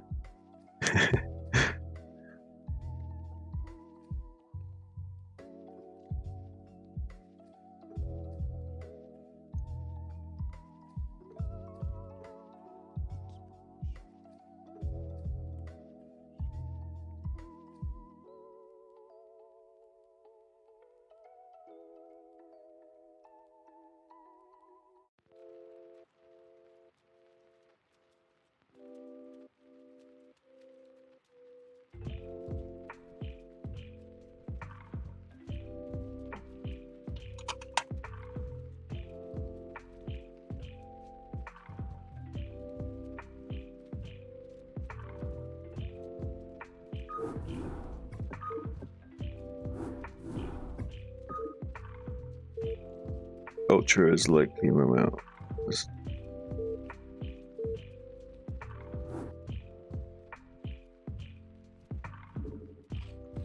Alright, so I'll show you, learn this overlord trick.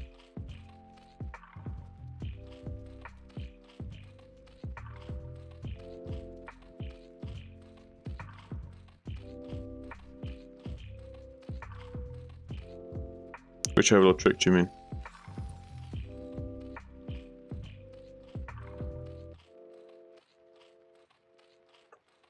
So this is a game versus Exit. He's a 8 rank Terran, pretty strong Terran. Okay, so he's doing 8 recs. So you see how he's building his barracks like really early and out in its natural. This is like bunker rushy type stuff. Oh, the Overlord grouping to make tighter grouping. Yes. Okay. I'll also do some Muta demonstration after this, and I'll try and like do really basic level Muta micro just to give you a feel for what you can do with low APM.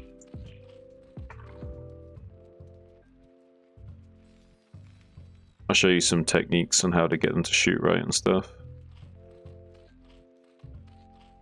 It will take you some practice. It's not like you're going to flip a switch and suddenly you can mute a micro, but...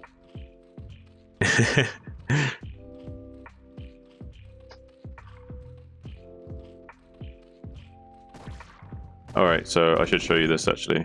Alright, so here's the bunker rush situation. Alright, so he's double scouting. That's what they do when they bunker rush. They send 2 SCV scouts, 1 in each direction. Yeah, that's pretty good for 10 years off. So yeah, we're taking hatchery 12, then pool, then gas, and then drones.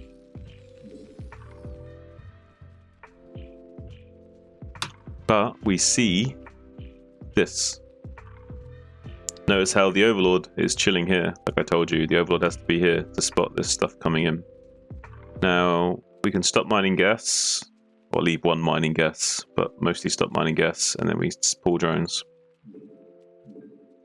So the minimum is 5, but that's hard. Like, I recommend pulling like 6 or 7 at least. But leave a few mining. So, the goal is to get the drones onto the Marines and deny them getting into the bunker. That's the first mini game. Oh, his mini game is to kill 2 drones. He needs to kill 2 drones to be even. He needs to kill 3 drones to be ahead. So those are the numbers that you need to remember. If I lose 2 drones, it's okay. If I lose 3, it's not okay. So here we go. Just pushing these Marines away from the bunker.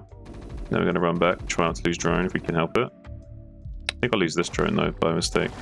Yeah, because it came in from being a scout drone. Managed to get 1 SUV, but I'm wasting time shooting these SUVs. Really, I should be just on top of these Marines, killing them.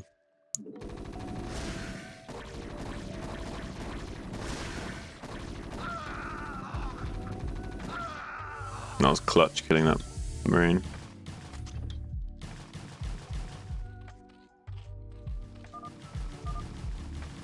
He killed 2 drones. Oh wait. Oh, he killed 2. Maybe I'm wrong. Oh wait, no. Maybe he did kill 3 because he killed the scout drone.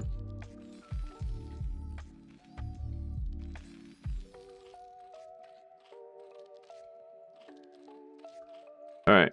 So we lost a lot of mining time for that. He's just gonna wall and be turtle and safe after that.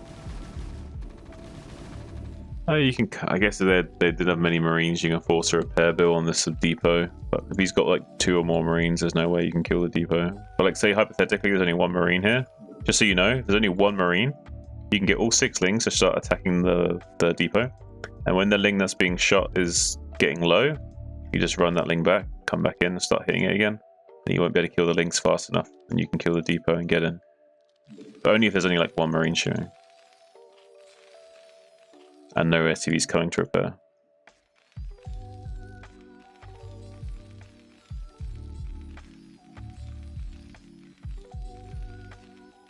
Yeah. Alright, so let's look at what I did here. So we put down the spire, then we took our second gas, and then we sent out a drone to expand. So I'm expanding before I'm even making the muters, right? I'm trying to be a bit greedy.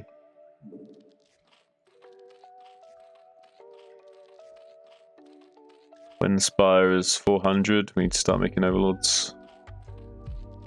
1 here, 1 here. And specifically like this, it has to be 1 from each.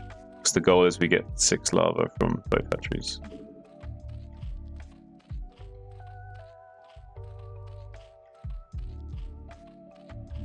So the overlord pops, right as the spire pops. We've got enough to make 6 muters. And we took our 3rd base.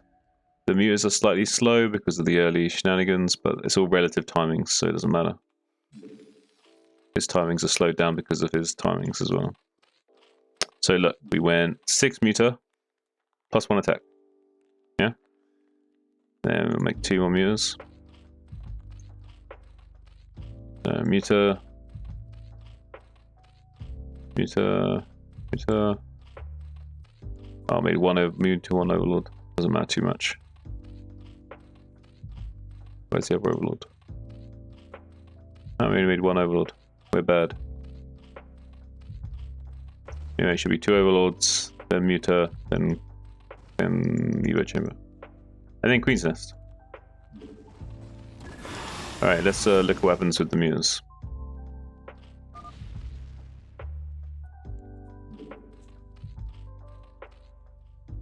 Let's follow what happens.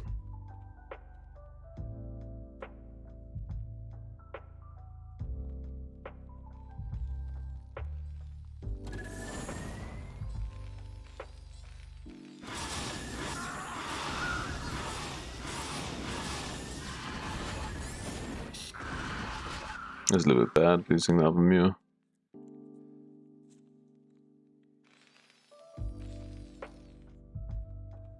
So, we are still pumping Muirs, squeezing out a few drones up here, and we got Carapace right away, and we should be throwing down Queen's Nest momentarily.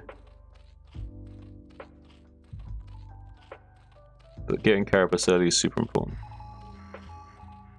There's the Queen's Nest.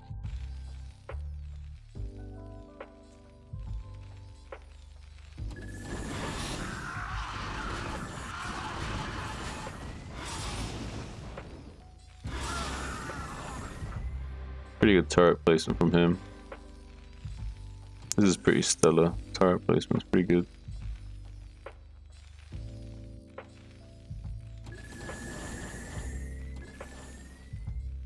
These 2 Starfolds.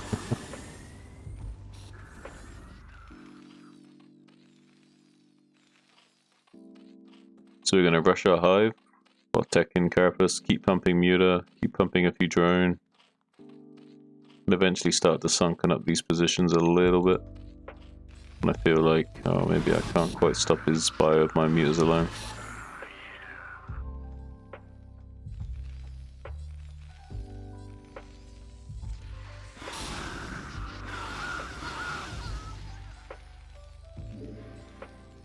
He's, yes, 9 without +1 kills the medic, and 8 with +1 kills the medic, I think. Something like that. Weird question, but what is the size monitor do you play on? I think using my 43 is about it. Oh, fucking hell, 43 inches, dude? That's way too big. Way too big. I can't even explain to you how too big that is. Like, ideally you want like 24, but 28 max. Any more than that and you're in trouble.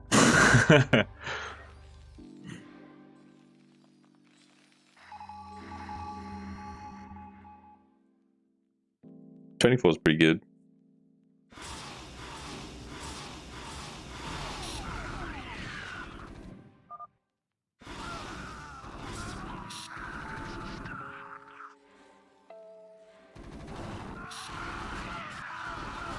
Yeah, that might be better.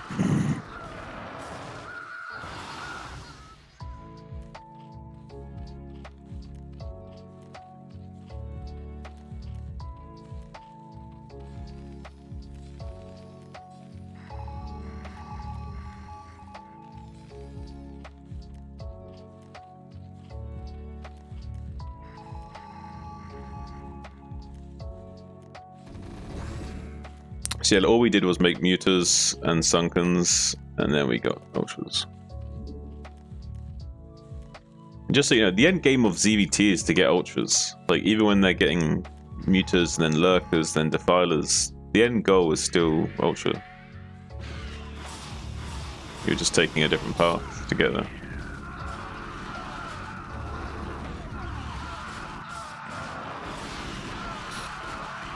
This part of the map's pretty buggy as well. A little bit scared of this terrain here, because units tend to bug out when you're attacking into these areas. On this particular map, Retro, I mean. 43 is great for watching you announce you won't be one. Half my 43 is short games, and then I have the other. Ah, nice, I see. Yeah, I would say good to watch games on it, but playing on it, not so much.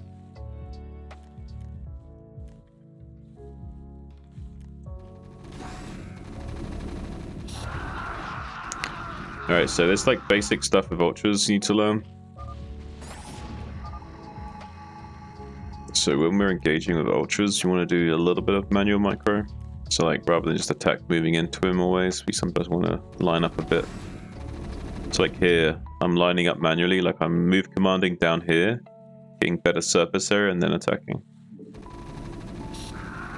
Notice how when my ultras started hitting, they were almost all of them could hit, rather than like attacking from one angle and then only being able to hit like a few of them at a time.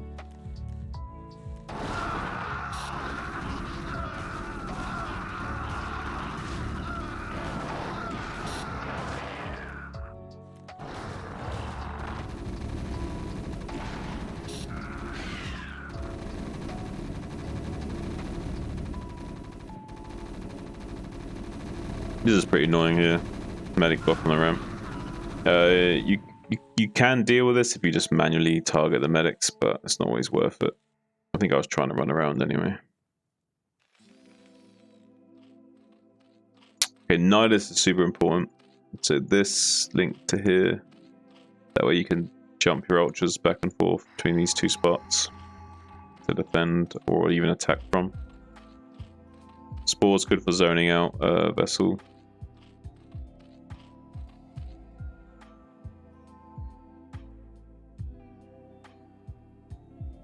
You also get better mouse. Alright.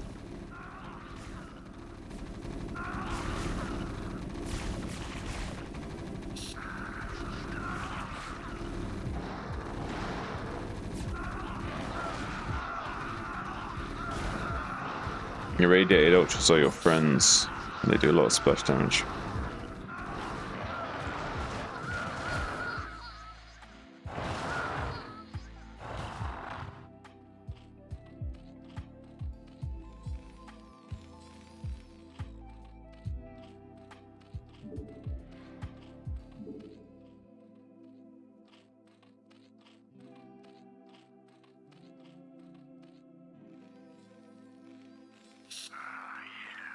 He's getting BCs.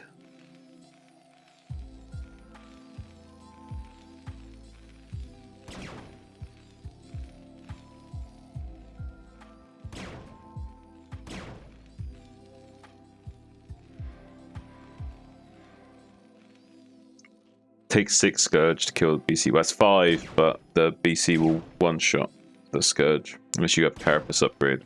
So you need 6 to kill it, because one of them will die for free. Yeah, radiating ultras is great for if they irradiate the ultras while you're far away, though, it's not so good. So you want to hide the ultras when they go, so they can't just walk up and radiate you for free, or intercept the vessel that's coming to radiate like that.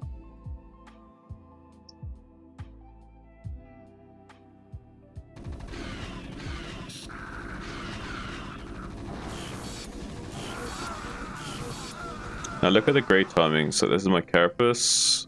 Where is it? Here. So look at the timings. Like, we're kind of like slightly even ahead of him in grades. So when his +3 weapons finish, we'll already have +5 on our ultras.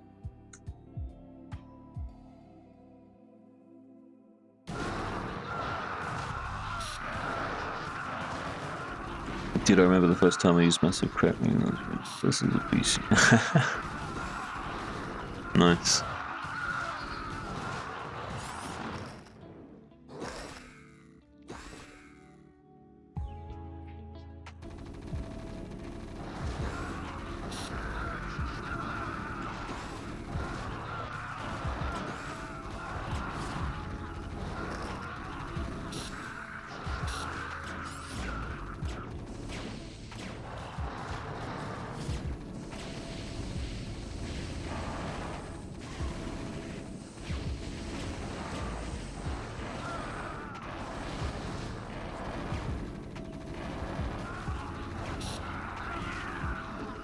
Anyway, Crazy Zerg pretty strong.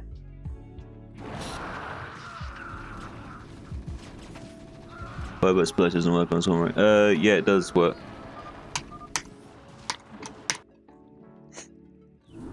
All Splash works under Swarm, just not the direct damage, necessarily. Like, a lot of times it's Splash only damage. So like an Archon won't hit you for full damage, but it will still do Splash damage value too.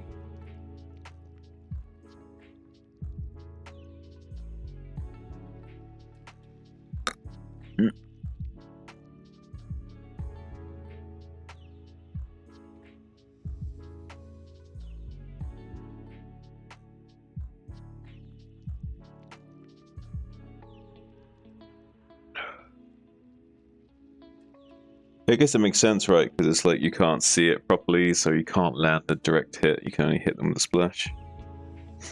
Kind of makes sense. Alright. think I might call it there for the stream because probably need to go to sleep at some point. It's like nearly 8 in the morning. So I'm gonna get ready for bed, get some sleep, and see my cousin tomorrow.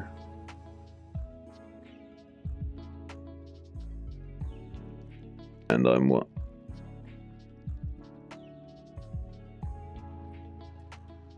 Nearly 14 hours in. Oh shit, man. It's crazy. We put in the hours today, boys. We're grinding. It's going to be a long grind to get 1,000 subs on YouTube, but we got to do it. I need to start chopping up some of my VODs a little bit and like uploading individual games or like highlights from stream for the YouTube channel. Something like that.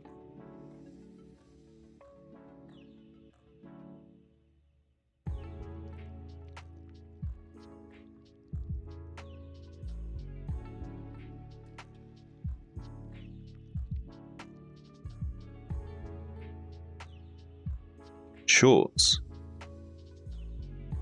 Yeah, I don't know about shorts. I have to think about that one, my guy. Fuck. I don't even know if I'd be able to get good traction on shorts with my content.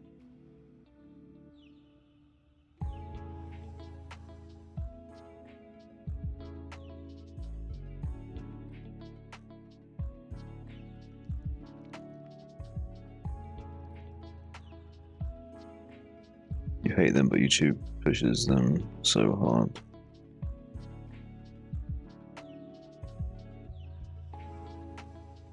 Ah. Yeah, I mean, I think shorts is a pretty good way to go, generally speaking. I'm not sure how good it will be for StarCraft, but I think generally speaking, shorts would be a good way of getting more traffic in general. Oh. But as a user, I don't want to watch it. Well, that's fair enough, man. Alright, well, I appreciate you hanging out, Dustin. I'm gonna go get ready for bed, get some sleep, get some well-deserved rest. You get a quick attack with Scourge and some good comments, people.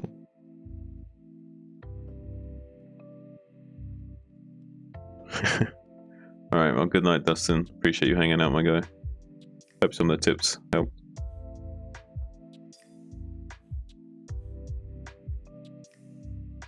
Alright, thanks for tuning in, guys. I'll see you all next time. Probably tomorrow, at some point.